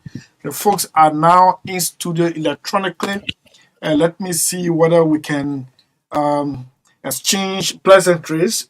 Dr. Fala, good afternoon to you. Sorry, okay. Dr. Fala, good afternoon to you. Can you hear me? How are you? Yes, I can hear you loud and clearly. Good afternoon. What's up today? Where are you? Djibouti, or you in Ethiopia, or Rwanda, or you headed to Kenya? Which one? I'm home at my home base, my provisional home base, Ethiopia. Okay, good. So, Dr. Chris Tokba, good afternoon, my namesake. How are you? Good afternoon, and thank you very much for for inviting me to your studio. Okay, so it is good you're making your debut on State of the Nation. This segment is an agro segment. It's all intended to undo the data that have been released on this country. Some of them are actual in a sense. We don't feed ourselves. No Liberian should be told that. But that's the reality.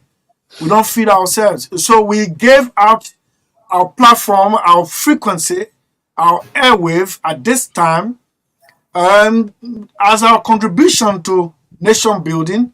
And the man there, Dr. Fala, is actually our inspiration. He has been the one pushing. As a matter of fact, a medical doctor. He has a farm, and he said, "Why not allot minutes so we can discuss it? And we have the time." So here we are, Dr. Tokba. Good afternoon and welcome. And it's good. We're honored to have you. Thank you very much. Okay, so today we've been guided by the topic creating a new bank. It's not just an ordinary bank. We used to have the Liberia Agriculture Cooperative Development Bank. All farmers went there, borrowed money, and you're given a time period to pay. I remember in Vonjama, one of the managers there was T. Max Jate. He lived in Vonjama and managed the ACDB in Vonjama and interacted with cocoa farmers, coffee farmers, particularly in the Bandi region. Unfortunately, the war has stopped and those banks are not being resuscitated. Farmers are struggling to access finance. Sometimes money comes for farmers, but the powerful officials who are not farmers are the ones who access it. Dr. Fala, you want to tell us why we need a bank? As a matter of fact, the Minister of Agriculture, who was here last week, is in tune and he's going to take note from here. His office is in tune. We take note. Maybe we could have some recommendations and they could use it along the way. Doc, why do we need a bank? Thank you very much. For me, I will rephrase the question to say, do we need a new bank? A new bank, yeah. Do we need a new bank? One. How realistic are we? How long is it going to take to create a new bank? What are the requirements to create a new bank that is a government parastatal or a government parastatal? What's the process of creating a new entity? And I can speak from experience because I was involved in the creation of Enfield. It took us almost 2 years to craft the document for the new entity, and it took us months to go to lobby at the Capitol. So do we have the luxury of time to create a new bank, to create the functionary, to create the structure? Can we have a good justification why we need a different agricultural bank? If we are going to achieve great things in the presidency of our dear president, His Excellency Josiah N. Boakye, do we have the time? Do we have the luxury of time? And I show my colleague that Otoka will speak, but all of the data indicates that Liberia is really trailing behind in agriculture and rest. So why fix a new thing when we have an existing bank, like you said? So for me, as I sat and listened to the minister, I was a little bit baffled. Is there a way that we can see the Corporate Development Bank and look at the history? Why is it at one point in time it was successful? Why is it not succeeding now? Let's understand the factor and the reason, and let's correct it, because it's a government. In fact, I just look at the last time the appointment by His Excellency. They have appointed officials for that bank. What do we intend to do with those officials, those government workers, those who have expertise over the years? institutional memory incorporative bank. So I don't think that the answer is creating a new bank. For me, if you ask me, is to go in aggressively, bring experts, ask our partners, and investigate why this bank, as you said, was doing so well, has stopped doing well, and let's find a way solution that gave us time, speed, and use the existing structure. I think any other thing, any attempt to create a new bank is going to consume time. It's going to be a waste of very meager resources that we don't already have. I will start maybe defer to my colleague as he come up, but I don't think we should create a new bank. Whatever the case may be, if this bank is failing, let's get to the reason why. Let's work with partner and resuscitate this bank. He has done the work before, he has delivered his mandate, and we are sure he can still do that. Thank you. Okay, so before we get to Dr. Toba, I guess you're talking about, or you're reacting to the minister's statement last week that the government intends to create a new bank instead of reactivating the Cooperative Development Bank. Exactly. So for me, I even wrote text my brother Dr. Toba, I said, and he agreed. I don't think that's the way to go. What has changed that we want to create a new bank? What will become the function of the Cooperative Development Bank when in fact people have been appointed already to those positions? Are we going to create two banks? He said that we have too much competition already, that this bank cannot meet the demand of the customer. But from all reports that we have seen, we are not even meeting. Access to loans is one of the greatest weaknesses the study has found Liberia. So the bank has ceased its function. We need to resuscitate it and put it in its own life support. We need to be able to treat it so it can get off the life support and do its job. Okay, so let me come to you, Dr. Toba. Your opening statement. Do you agree with Dr. Fowler, or you are in disagreement? Do we need, don't this country need a new bank? You want us to reactivate the Cooperative Development Bank instead of reinventing the wheel when we have one already? Those scratched off as a result of the Civil War. No attempt has been made to bring it back to life, except of recent intervention by President Joseph Yuma Barker, who himself was part of the agricultural sector of this country. Do we need a new bank, Dr. Toba? A new agricultural bank?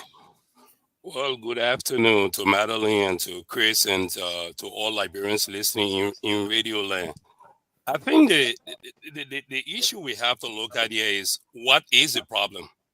Is it a problem of bank, or is it a problem of access to finance? Because if we can agree that the problem is access to finance, then we need to get the money out to the farmers, whether it be through a bank or whether it be through another entity.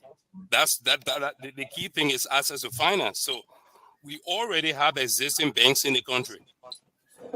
The main issue the farmers and those who are trying to get into the agriculture business have is that those banks, when they give out loans, the loans and the terms of repayment do not align with what the farmers want. For example, in one of my research work, I learned from a rubber farmer who went out to one of the banks in Monrovia. She was trying to revitalize a rubber pump.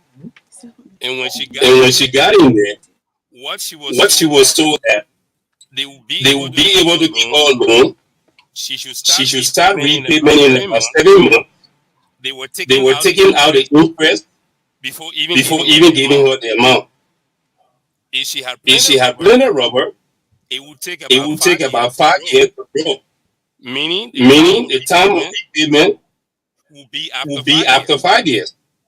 Now, having said that, if the current structure can work with existing banks such that they can be able to give farmers loan for a longer term that is somehow guaranteed by government, then maybe we don't need it.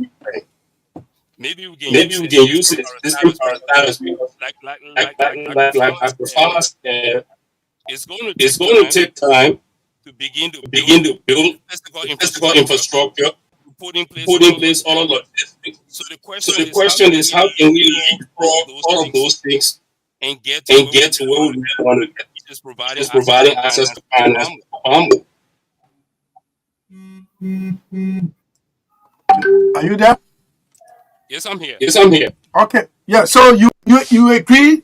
There is an agreement here that we don't need a new bank. What I What I stated earlier stated was that earlier was that we have to we look at have to what the look at what problem the is. problem is. The problem The is problem access is to access finance. to finance. So, do we So, need a do new we bank need to a do new that, bank to do that? or can we Or use can we use existing banks existing banks able to do the able same to thing? do the same thing? If the answer Okay. If is the yes, answer is use yes, existing use banks, then existing we don't banks, need a then new we don't bank. need a new. All right. But I don't know whether I think the government wants something that it creates on its own. We have Afilex Bank here, First Bank, and the purpose for which that bank was established, I'm told, was to give loans out to farmers and stuff. It's not working, and I can put myself on record. The very few powerfuls are the one accessing the funding, the fund that is, and some of them are in fact not farmers. So we miss out on that one. Uh, the idea here is we should, and Dr. Chris, Dr. Tokba, I'm responding to you. We Uh-huh. should, the government wants to have its own bank that they can liquidate and then tell farmers to go there, but be responsible borrower instead of liquidating a commercial bank that is now owned by the government of Liberia. Dr. Fala said we had the Cooperative Development Bank owned by the government of Liberia. We should resuscitate it. But the Ministry of Agriculture or the government through the Ministry of Agriculture said they're creating a new bank altogether, maybe not too far away in terms of function with the former ACDB, but they're creating a new bank. And the one you are saying, if we have commercial banks that are already existing, we should just use them. Doug, you got any, Dr. Fala, that is, you got any input there? So I think So I think this we have to we have to plan it in multiple in ways two ways to allude to allude to what Chris. Everywhere Everywhere that you Chris, you said Chris the guest or Chris the moderator? Which one? Chris the guest. Chris the guest. When you have Okay. successful agriculture, the thing you realize is access to loan is critical. Everywhere you say the system, whether it's in Mali or the countries, it's a combination of government, banking system to make loan available and commercial. We need the both. So what Dr. Tupa is saying from the commercial end, the system is not working. I will give you an example. I was in Burkina Faso, my nephew got sick and I took him to this hospital. They're almost half a GFK, owned by 3 Burkinabes. So my brother said to me, you see that bank? I said, yeah. He said there are a group of doctors that came together and the government of Burkina Faso is the collateral and they've given them 7 to 9 years to pay back. Exactly.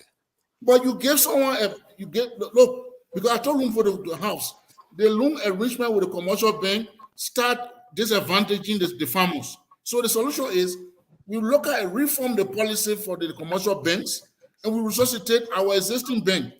What is not in our favor is timing. Time is not in our favor to create a new bank. Why start something new when we can fix what exists? We know the problem. Chris is saying access to loan. Everywhere in the world, you need commercial banks. How do you create favorable terms for farmers so by the time they take the loan, they can already start paying back when they take the loan? That's what we need to fix. And you just brought a key point. How does government become forceful to the point that there is a fair way to give loan to those who need the loan and not the big and mighty who will not do any farming work? So the answer is the simple from 2 angles. We fix the ills that we found with commercial bank and we resuscitate our agricultural corporate development bank. Is a government entity. If we think agriculture is an extreme emergency because under the arrest, A is agriculture, then we don't go to start something that will take 1 or 2 years. Timing does not allow us. We know the banking, commercial banking is now right. So we're answering the same thing, but at 2 different angles. Let's fix what disadvantage the farmers to access favorable loans. Okay. So, General, let me pull it to you people. Let me give a generic question now. Since I'll actually try to pull the two of you to disagree. Then we got the outbreak.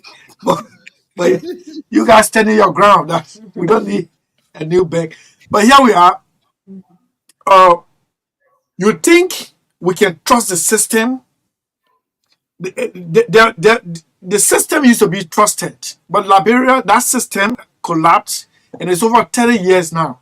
You think we can trust the system to establish a new bank or to reactivate the ACDB and fund it? You think we got the right people to manage it? You think the farmers will be safe as it used to be? Because things have changed now. People are not trusted with public funding. That's my point. I want to bring to you people. Whether we got any recommendations, just in case if it is accepted, whether we can the farmers can be safe with these banks and these officials of the bank. All right. Sometimes you have to look at good examples, and those good examples are things that you, when you're in another country, you look at good examples and you copy from those examples to see whether you can be able to mirror it in your own society. I live here in the U.S. I don't know of any agriculture bank in the U.S. Anybody wants a loan, you go to a commercial bank. Now, for some loans, it's guaranteed by the government. So in the same vein, when you put together a government entity, all you are doing is you're making government larger. You are increasing the payroll, you're doing a lot of things, because now you got a bank sitting out there.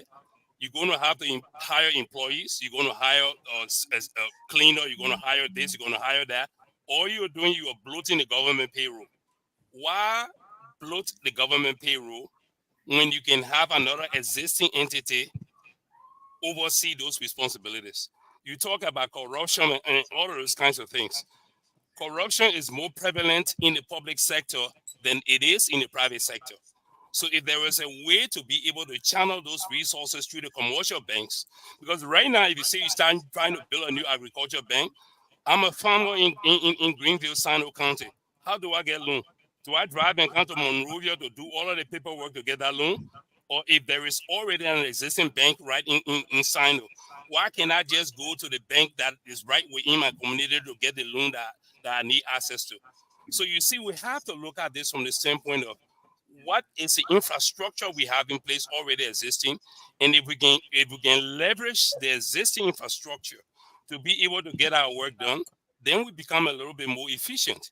It becomes something that is dormant to create an agency, a separate bank just purposely for agriculture, when we could use a bank to do agriculture and to do several other things like paying salaries and other things like that. So since the infrastructure is already in place and we have banks in the different counties, I think the main point here, like most got alerted to, is how do we get the finance out to the farmers in the field? And in order to do that, it might mean that the government needs to serve as some sort of a guarantor. And for this to happen, we might need to have a law going through the legislature that perhaps could say, okay, if a farmer comes in, the farmer has a necessary collateral, and he's coming to do banking, give him a loan with this percent of interest rate for this length of time, such that law sort of set it out, and the government serves as a guarantor, so that if the farmer is not paying that money, you have someone there who is leveraging it. Because what we also have to understand is this: most of our farmers have a problem with access to loan because of land tenancy. The bulk of these individuals, being in rural Liberia, the way they've been farming is they have this piece of land beside their village. They go there, they do their farming, and from on and on, they continue to do that. If you ask them, they don't have a deed for that land.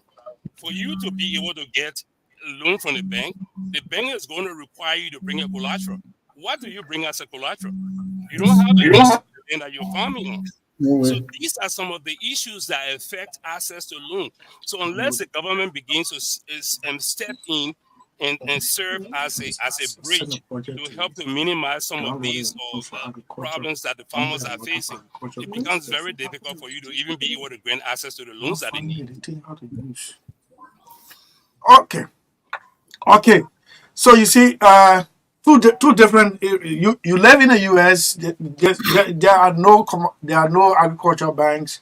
That's how they set up it. Yes, it's good. It's always good to copy good examples. My fear has always been trust, and I'm telling you because I'm in the field. I know what farmers tell me. I myself, I'm a victim. Just because somebody say I'm outrightly critical on the government, I was denied a grant to improve my farm. So these are some of the things that farmers are encountering. That's why the government, in my opinion, believes that a specialized bank should be created where farmers will go, where you are not being judged based on or the color of your skin or the content of your character. And so let me come back uh, on the creation of the bank before we can slip out to the rest strategic plan. Dr. Fala, why if the government decides to go ahead to do this, to create this new bank, are we shooting ourselves in the leg, or we at the end of the day we say, well, what we created before failed, or we need a new one? So I think let me go back to some of the points Chris raised. Number one, we say we agree here that there are two who can get loan to farmers. Either through the commercial bank that have access to where the farmers are, so they don't have to come from Greenville to Morovia. Also through the corporate, the government bank, the government entity. And what we're saying that there are issues to access, the land ownership, government guarantee. Can we fix those already inherent problems? Then creating an additional bank, that the first one. Number two, this new bank we will try to create, how different will it be from the existing bank? What value proposition it brings in? What make you think that Mr. Wah, who will criticize the government, will not be excluded? That's the second point we want to ask ourselves. How different is it going to be? That's the point. Number three, the last point. Maybe you have read that report, that the Tupa has read the report, but have never seen a critical analysis on why the Agricultural Cooperative Development Bank is not functioning and recommendations. If anyone have that report, please share with us. And let's see that the bank is a dead horse, we can resuscitate it. Is there any critical analysis first and foremost for us to see? That's one. If we see that, you can convince us from all indication, but I would disagree, because if I read well, the last appointment, people were appointed for the bank. So for me, do you think, let's find out why? Is it not possible we can work with the two-pronged strategy we are proposing? Get the bank running, get the commercial bank, refine the policy. So the essence we want, is to get people to get loan. And what the country in Benin, what they did, they had a company that would do what we call risk analysis of the farmer. They work with the farmer and find their risks. And then modify those risks so that the commercial bank can give those people loan. Like the issue of lending issue that the Topa is speaking about. So creating new entity, does that solve the problem? Are they not the same Liberian we're going to recruit to those entities that we are appointing? So what we're proposing is a two system, a better, fair commercial bank, and work with the existing bank. Share with us the report that have shown that the Agricultural Cooperative Development Bank has failed. It can never be resuscitated. Until we can see that report, I'm meeting my position that we keep the bank because we don't have time in our favor. Our farmers need loan. Let's work with the commercial bank, improve the system to reduce the unfair practices, and let's get loan to our farmers. Let's work with the farmers to the barrier lending, barriers such as improving the ability to manage loan, long loan. That would be my suggestion in closing on this. Thank you very much. Okay, so that's Dr. Fala. Dr. Tuba, you want to close down? I know you had a position that we don't need a new bank. We have existing banks. And we don't need a specialized bank. When we have these commercial banks, we should inject our finances into them, let farmers go and access them in the name of loan. Am I correct? Yeah, you are correct, and there are other factors to that sort of tie into this access to loan. One of the issues we have in Liberia when it comes to farming is we have this tendency to go it alone. It's 500 pages. Most of our farmers, they don't have the risk of this. They are smallholder farmers. While some of them do a good job of getting into cooperative societies, others do not. And when you form a cooperative society, illegal entity, and you guys are putting all of your resources together, it is a lot easier to go out there to get a loan because it's because it's benefiting a benefiting larger a larger body. body. And these And are the these kinds are of the kinds of entities entities that that government will be government will most be likely most to likely serve as to a serve as a collateral for collateral for than an than an individual more individual humble more humble who's just who's trying to just trying to plan rights on one rights acre on of one land acre of by land itself. by itself. So I kind of So I think that kind of think while that we're while looking we're to the looking to government the to do some government to do things some like things access like to loan, access to loan, we also we need to also speak need to to the speak to the farmers farmers and get them and more get them involved more and try involved, to see try to how they can see put how they can put themselves into a themselves into larger a group. larger group. Because when they have a Because when they larger have a group, larger group, they have they have leverage. leverage. As a matter of As a fact, matter of I fact, was I was talking to talking to a pig a farmer pig somewhere farmer somewhere around the around Three the area, free area, and he was and telling he me was about telling his me about his experience. experience. So he's So raising he's pig, raising and there are pig, other and there are farmers other around farmers there also around there doing the also same doing thing. the same thing. He comes to He these comes to farmers these and he said, farmers and "Look, he said, "Look, we need to get we need to together. get together. The way I The buy way I feed for buy my feed for pig, my pig, I go to I go to Monrovia, I buy Monrovia, it, I and I buy it, have to then I use a have to certain use amount a of certain amount gasoline of to bring it gasoline to back. bring it back. Why don't we Why come don't we together come to together to put our money put our together? money together? Because if we're Because going to if we're get going to get 100 bags of 100 feed, bags of feed, we are able we to are able to bargain with bargain with Lebanese or Lebanese whoever or the whoever the merchant is merchant to get is, it for a get it lower for a lower price. price. And we're paying And we're paying gasoline one gasoline time to one get time it to get back to the farm. the farm. Well, the other But the farmers were other not farmers were not interested interested because they felt because that they he felt had that more he had pigs. more pigs. It will It benefit would him benefit more, him and then more, and then to pull out. to pull out. Failing to Failing to realize that realize that unless they come unless they together, come together, their own their cost of own cost production of was also production was going up, also going up, and they all get and to they all lose get the instead of lose them instead trying of to them come trying together to where come it becomes together a where it win-win becomes a situation. win-win situation. Exactly, that's the point. And in fact, as coincidentally, Dr. Togba, I'm a member of the Peak Value Value Chain Actor, and we're in a chat room. One of the things we've found difficult is to purchase feed. We noticed that some companies in neighboring countries were competing with us, and at the end they had the leverage, they had the edge, they were buying more, and the company began to deal with those who are buying like 2-3 trucks load instead of those on the ground where you go and buy 5 bags, 10 bags, and stuff like that. But it's working out now because we put ourselves into a group, and the producer was able to listen to us. They gave us the bank account where you go deposit, carry the bank slip, and then they serve you. And it's just to support your idea that the more the merrier. I hope I'm correct. Yes, you are. Yes, you are. Okay, so we're transitioning now to the next topic, which has to do with let me get it out quickly, which has to do with creating a new rest policy when we have the National Rest Strategic Plan 2018 to 2030. This is almost going to be looking at, except that there are two different topics, two different areas, but it's going to be why do we create a new rest policy when we have a rest strategic plan, which has been with us for since 2018, and we projected 2030. Dr. Fala, you there, and you're going to open up on this one again, as we did for the bank topic. Let's hear your opening statement on this one. Okay, thank you Okay, very thank you much. very much. There is There is a group a that group will that will support development. and the And goal the is goal is to support to the support the African African to become to become self-sufficient. self-sufficient.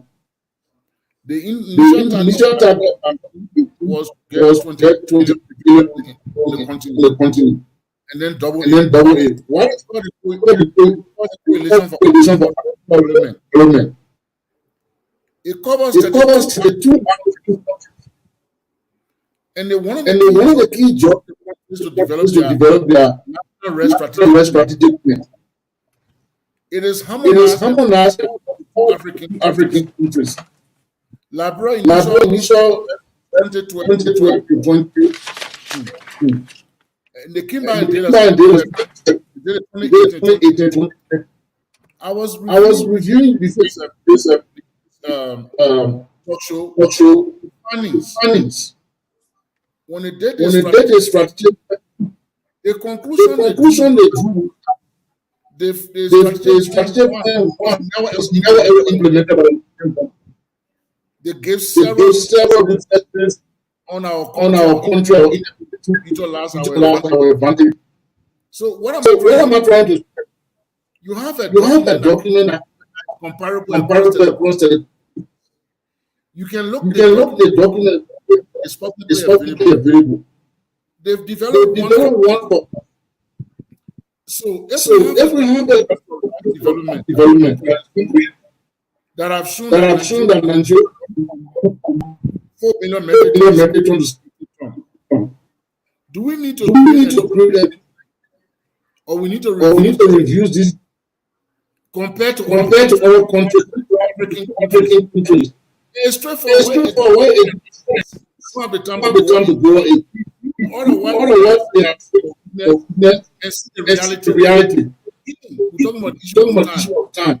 The one thing is that it is standardized. Can we not see that modified a new strategy that will brought to be an outline standing by itself. Mali and Abraham. Why is it that Mali is failing? I don't think, for the sake of time, that we should do that and reinvent the wheel, but review the strategic plan that is global across 32 African countries. Thank you. Okay, so I'm trying to download that strategic plan actually, and in fact, I've laid hands on the fiscal year 2024 draft budget, and what I'm seeing there for agriculture is somewhat discouraging. But let's see how the legislature is going to debate it. But Dr. Togba, you heard Dr. Fala, his position on a plan rest policy, and he said, why should we do this when we have the rest strategic plan, which all the West African countries are using, and some of them, like Mali, that is now exporting rice, though they have 75% desert in arable land, but they're now exporting, or other countries that are making use of it. Why can't we do it? We had the West Africa Rest Development Association water head office here. It collapsed during the war. It hasn't come back. I'm told it's in Cote d'Ivoire. And all of these countries mentioned, they're doing extremely well with rest production. Let's hear you. Well, one thing I always joke with other Liberians about is I often tell people we tend to Liberia always act like we are the most developed country on earth, and everybody trying to take over. Meaning, we take our own time to implement everything. We act as if we are not the least developed country. If you were looking for a disagreement with Akapala on this one, I don't think you're going to find. The question here is this. No, I'm not looking for disagreement. I just want your point. There is a key issue here. Like in Liberia, we've never had a problem with the lack of policy. Our problem has been the lack of implementation. If you look on our competition for the Senate now, almost every single law that they have in the US, almost every policy they have in America is the same policy we have in Liberia. Except that we never get it out. We write it, put the book on the shelf, when we're done with it, we have this, but no one ever follows the law. So the question that comes to mind is it, before you start to develop something, you need to do a needs assessment. What is a need? Is there a gap? Is there not policy currently existing? Is a policy that is existing not efficient? Is it not meeting the need? If we can step back and do that kind of critical analysis and find out that there's a gap that we need to fill, then sure. Maybe we need to look at modern technologies and things need to be in our plan. And I say go for it. But in the absence of thorough analysis of what went wrong with the implementation of the plan, developing a new plan doesn't seem to make sense to me. Because what we will do is we're developing the plan and the shelf, and 2 years from now, a new government come over and developing a new plan and developing a new plan. And what we found out is that we've made zero progress in terms of implementation. And that's why seems to be a theme around here in almost everything across our government. Okay, so you see it as a waste of time, right? Unless you do an analysis to justify why it needs to be done, I don't see why it's needed. I haven't seen the evidence, like Dr. Fala alluded to. I have not seen the evidence that shows the need for that. If the evidence is available, make it public. I mean, if it is there, make it public. So I'll be convinced. I stand corrected if the evidence comes out to say that we need a new plan. But I haven't seen anything that suggests that. Okay, so let me tell you this. I don't know whether that. I think we all of us on this platform, Liberians, irrespective of where you live, but we've been following Liberian history. Some of the time, some of the period I'm about to mention, we're not around, but we've read about it. Todman was open door policy that miserably failed. Today, we have all the iron ore mining company, as if we haven't made mistakes in the systems. We are repeating the same. The open door policy failed miserably, left nothing. Then came Toba, had total involvement. Politicians believed Toba was not given the chance to effectuate it. They saw it coming. And by the time Toba was overthrown, Samuel Doe came and brought the Green Revolution. The Green Revolution was all about self-sufficiency in food production. It never worked. We're still importing rice. You know the data already. We're still importing rice. The former agriculture minister, Dr. Moses Massacre, said we eat rice more than any other West African countries, though we don't produce it. I just made mention of Mali. You know that you share that information with us. We did the research, and it is true. Then came Ellen Johnson Sirleaf, poverty reduction strategy, and then transition it to agenda for transformation. It didn't work. We didn't see where this agenda was taking us, because in fact it came midway into her administration. Then George Weah came. He brought the proper agenda. Before George Weah or before Ellen Johnson, Charles Taylor was here. He brought Vision 2024. They went at the conference center. They went on. They deliberated. They went on recess, as announced then by the cabinet director Blamo Nelson. They never went back, and we never saw that Vision 2024 kicking off. Then, as I said, Ellen Johnson Sirleaf, agenda for transformation, first poverty reduction strategy. We didn't see it. George Weah came, proper agenda. We didn't see it. A crutch. Now we have the arrest of Joseph Human Boaka, ARREST, agriculture, road, rule of law, education, sanitation, and tourism. That is just 2 months old. My point here is, we don't make reference to past policy documents. Yep. Everyone wants to make their own document and stick to it, whether it is working or not. But they want to be the originator of these documents by administration.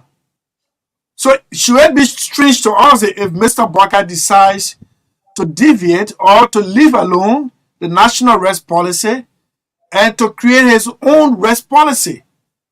Dr. Fala, what problem do you have with that? I mean, Chris said it so well.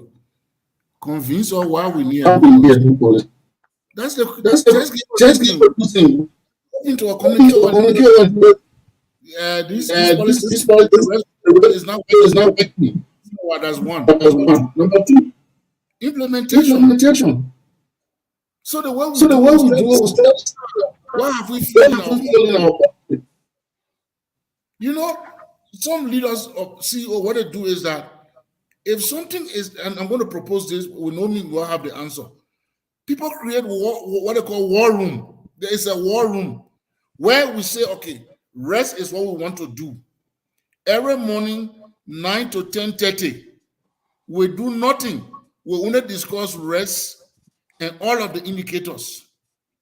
People are held accountable. People are changed. I gave you a good example with Paul Kigami. He had a very good minister of health. One time she spoke to Stanford. But there was a point in time where they were approaching malaria elimination and malaria rebounds. He called 2-3 times, he had to get rid of her. Maybe we're too friendly and familiar that implementation becomes a problem, even when someone is an obstacle, a visible obstacle to the implementation of the policy, we still keep them around. Why? Let's go back to the fundamental question of all of these policies. Why have we failed? If it's implementation, what company or implementation is responsible for our failure? That's a crazy saying. So tell us one. The first rest policy, give her a reason why would you change it? Give her, if all we did, everything in terms of implementation will fail. These two will help us. So our own proposal is, can we review what we exist and tell us why they have failed? So next time, maybe you have the minister, before you tell us the new bank or the new policy, if you can tell us for 1 or 2, 3 reasons, these plans or actions are complete failure. Therefore, we propose this, and this is why it's going to be a better alternative than this one. It will help us a lot. But you're saying the same thing. Year after year, we'll come and create a new system. When the American people decided they were going to put someone in the moon, it didn't matter whether John F. Kennedy was there or not. They kept to their plan and they put someone on the moon. Nobody can say, no, let's get someone to go to Jupiter. Why can't we create and be consistent? Okay. All right. Dr. Togba, we leave one policy to the other, and the history tells us, as I just ad-lib it tells us that we have never stuck to one policy from one government to the other. So what's wrong with this one? And that is the thing. If you, the last time I checked, the definition of insanity was doing the same thing and expecting a different result. Okay, That's too harsh. That's too harsh, Doc. I mean, that is a textbook definition of insanity.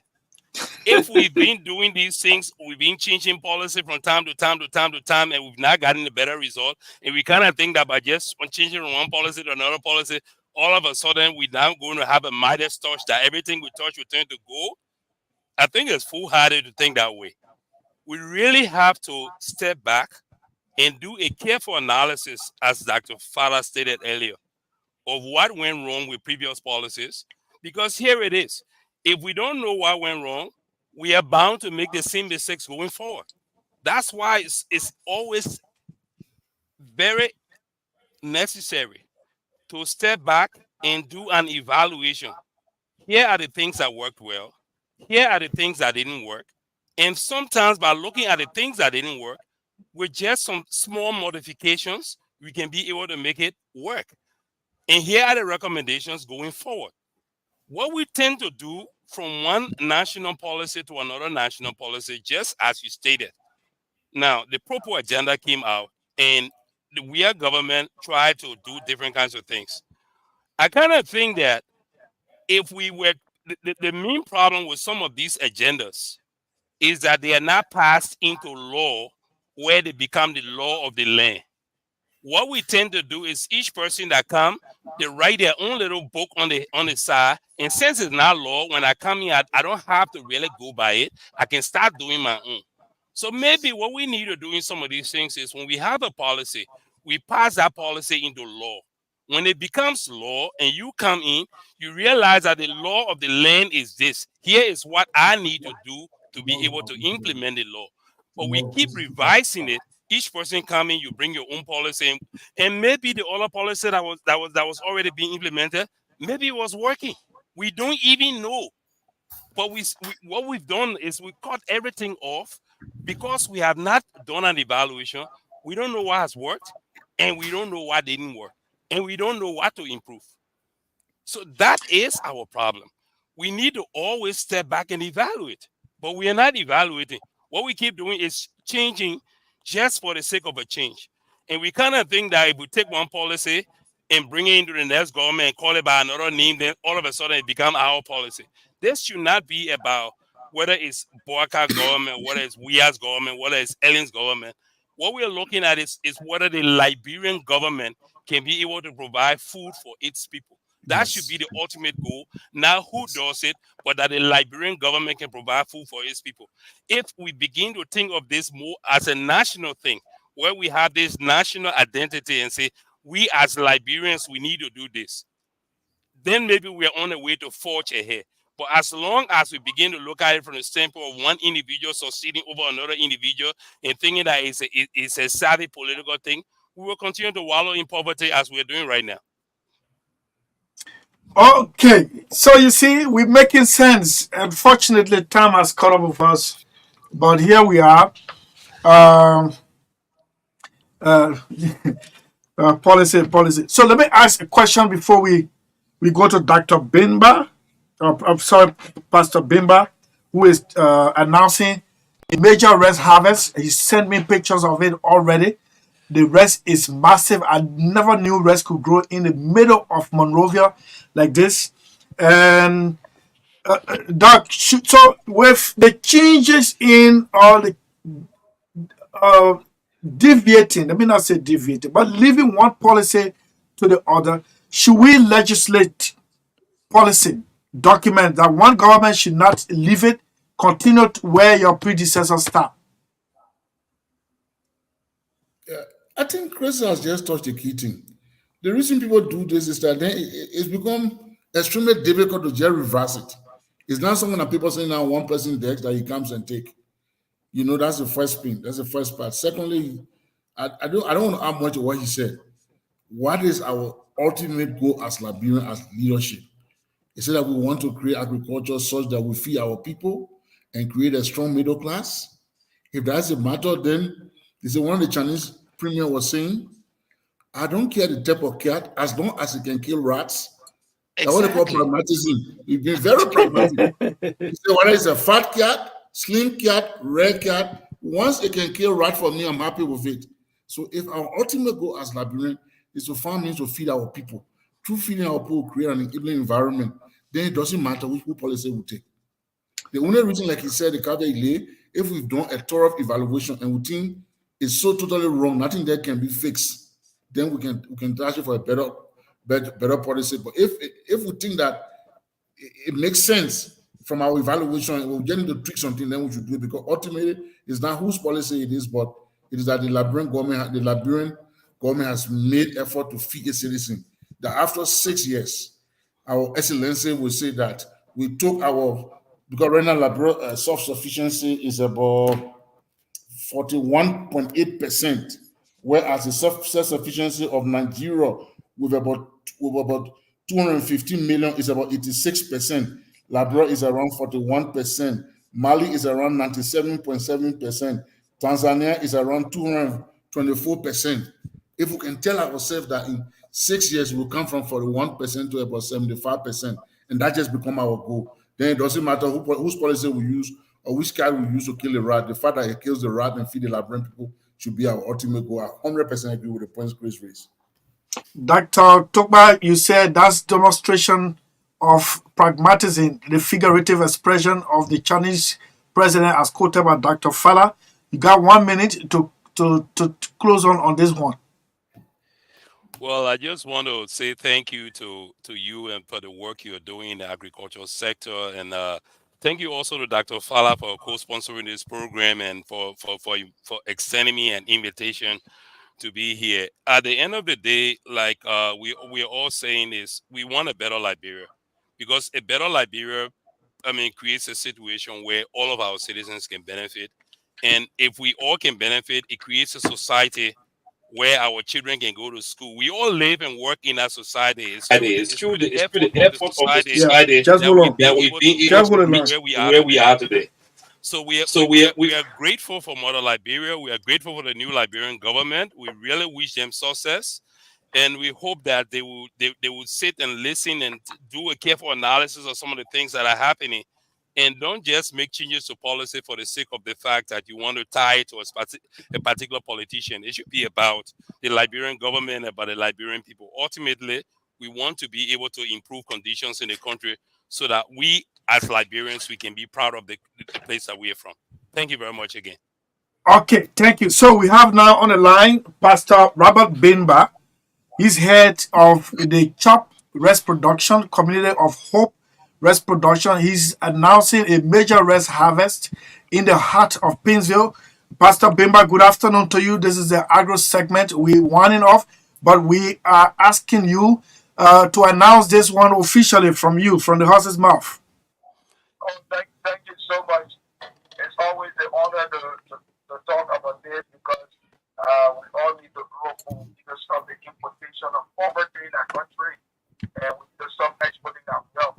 So the way we are doing it this Thursday, which is just 2 days from now, we'll be having a bumper climate change harvest. We term it the Feed Liberia campaign to support our love Liberian rights on Thursday, 10 a.m. And you are invited, the President of Liberia, the Vice President, the government partners. We're calling everybody to come and see the potential we have in the wasteland to change the narrative for tourism, for economic growth and job creation by just using the system of rice intensification, one plant per hill, less water, getting minimum 5 metric tons per hectare. So on Thursday, we are all welcome. We are challenged with the harvest. We pray to get the kind of things we need to get the rice from the field. It can be done manually. We manually will lose everything. Then it will attribute to our post-harvest loss. The Minister of Agriculture has agreed to that. So we're grateful to God for that. This is a plus right in the heart of the city that food can be grown. We're too blessed as a country to be hungry. And there's no reason to justify the hunger in this country. We just got to do the honorable thing that they were saying earlier. I mean, we not change policy. The truth of the matter here is we need to make sure that we continue with it and get the job done. So you are all invited on this Thursday, 10 a.m. Come, let's harvest the rice together. Come, let's see the development that's going on right in the backyard, right in Subatan, Tukoro. Can any good thing come out of Liberia wasteland? Can any good thing come out of Liberia? Yes, good things are coming out of Liberia, and we are bringing the best seed, we're bringing the best production, the best yield, just using a climate smart approach. We are grateful to our sponsor, the Jubilee Justice, who saw future in us and decided to partner with us to just give us a grant to just give up our love Liberian rights. So I'm expecting you great. I'm expecting you for the harvest. You can't be left behind. Yes, so I got my invitation. I'm going to come. In fact, Madeline took it to be today. I had to tell her no, it is on Thursday, and I'm going to be there. I was there once upon a time when President SELLEE graced the occasion. It is our hope that President Barker will grace the occasion. It is good that you announced that the Minister of Agriculture has agreed to be there, and we're going to be there to support you. And this is the best way out. The UN Development Program just issued a Human Development Index report on Liberia. We are the 8th least developed country in the world, and that is compounded by our inability to feed ourselves. We have to be there. Thank you so much, Pastor Bimba, and please expect us. All right. Thank you so much, and let's keep hope alive. Thank you so much. And Dr. Fala, let's hear from you 1 minute, and then we go to Dr. Togba 1 minute. We sign off. We got to feed ourselves. We got to take ourselves from poverty. And we do know the surest way that happens is through agriculture. No one has to be a rocket scientist to know. When a nation feeds itself, then it will be able to generate income, and our people will not be held down in poverty. Children in Lofa will get talented children who could be scientists. They walk around with bare feet because their family cannot afford to sell to feed themselves and sell to send their children to school. This is unacceptable. We can't be at the 8th place and continue to enjoy ourselves being failure. Agriculture is a way, and it requires serious commitment from all parties, from the government down to the lowest person. Thank you very much. Thank you, Dr. Fala. Dr. Togba? Yeah, I want to finally again say thank you to you and for you and your team. I want to thank all of the Liberians who are listening in Radio Land, and I just want to say that as a country, we've been on this path for way too long, and this is something that just cannot continue. I want to thank the staff at the Ministry of Agriculture, the new team that has taken over. I want to congratulate them. and to let them know that the task ahead of you is Herculean, because if the government has set this as an agenda, we are hoping that this will not just be another agenda that is written on the books. We hope that 6 years from now, when this government has reached to the expiry of its first term, that we can see some major changes in the agriculture sector. We've seen a few things in terms of the plan for agriculture. For example, they are looking at streamlining and having rice hubs in our various breadbasket counties, and having mills and other things that to increase production, providing machines and things to improve mechanized farming. The document itself is very impressive if one were to find the time to go through it.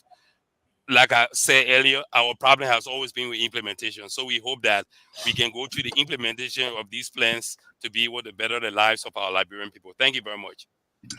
Thank you very much, Dr. Tokba. Thanks to Dr. Fala. Dr. Fala is the brainchild behind this presentation on every Tuesday on State of the Nation from 4 to 5. And we apologize to our many listeners who were attempting to call. Unfortunately, time has caught up with us. So next time we will include you and allot enough time. Traffic Plus is next. And bye-bye to this panelists. See you next week. Dr. Fala and Dr. Tokba, it was honor having you people. Thank you very Thank much. you very much. Thanks, colleagues. Let's sign off this way.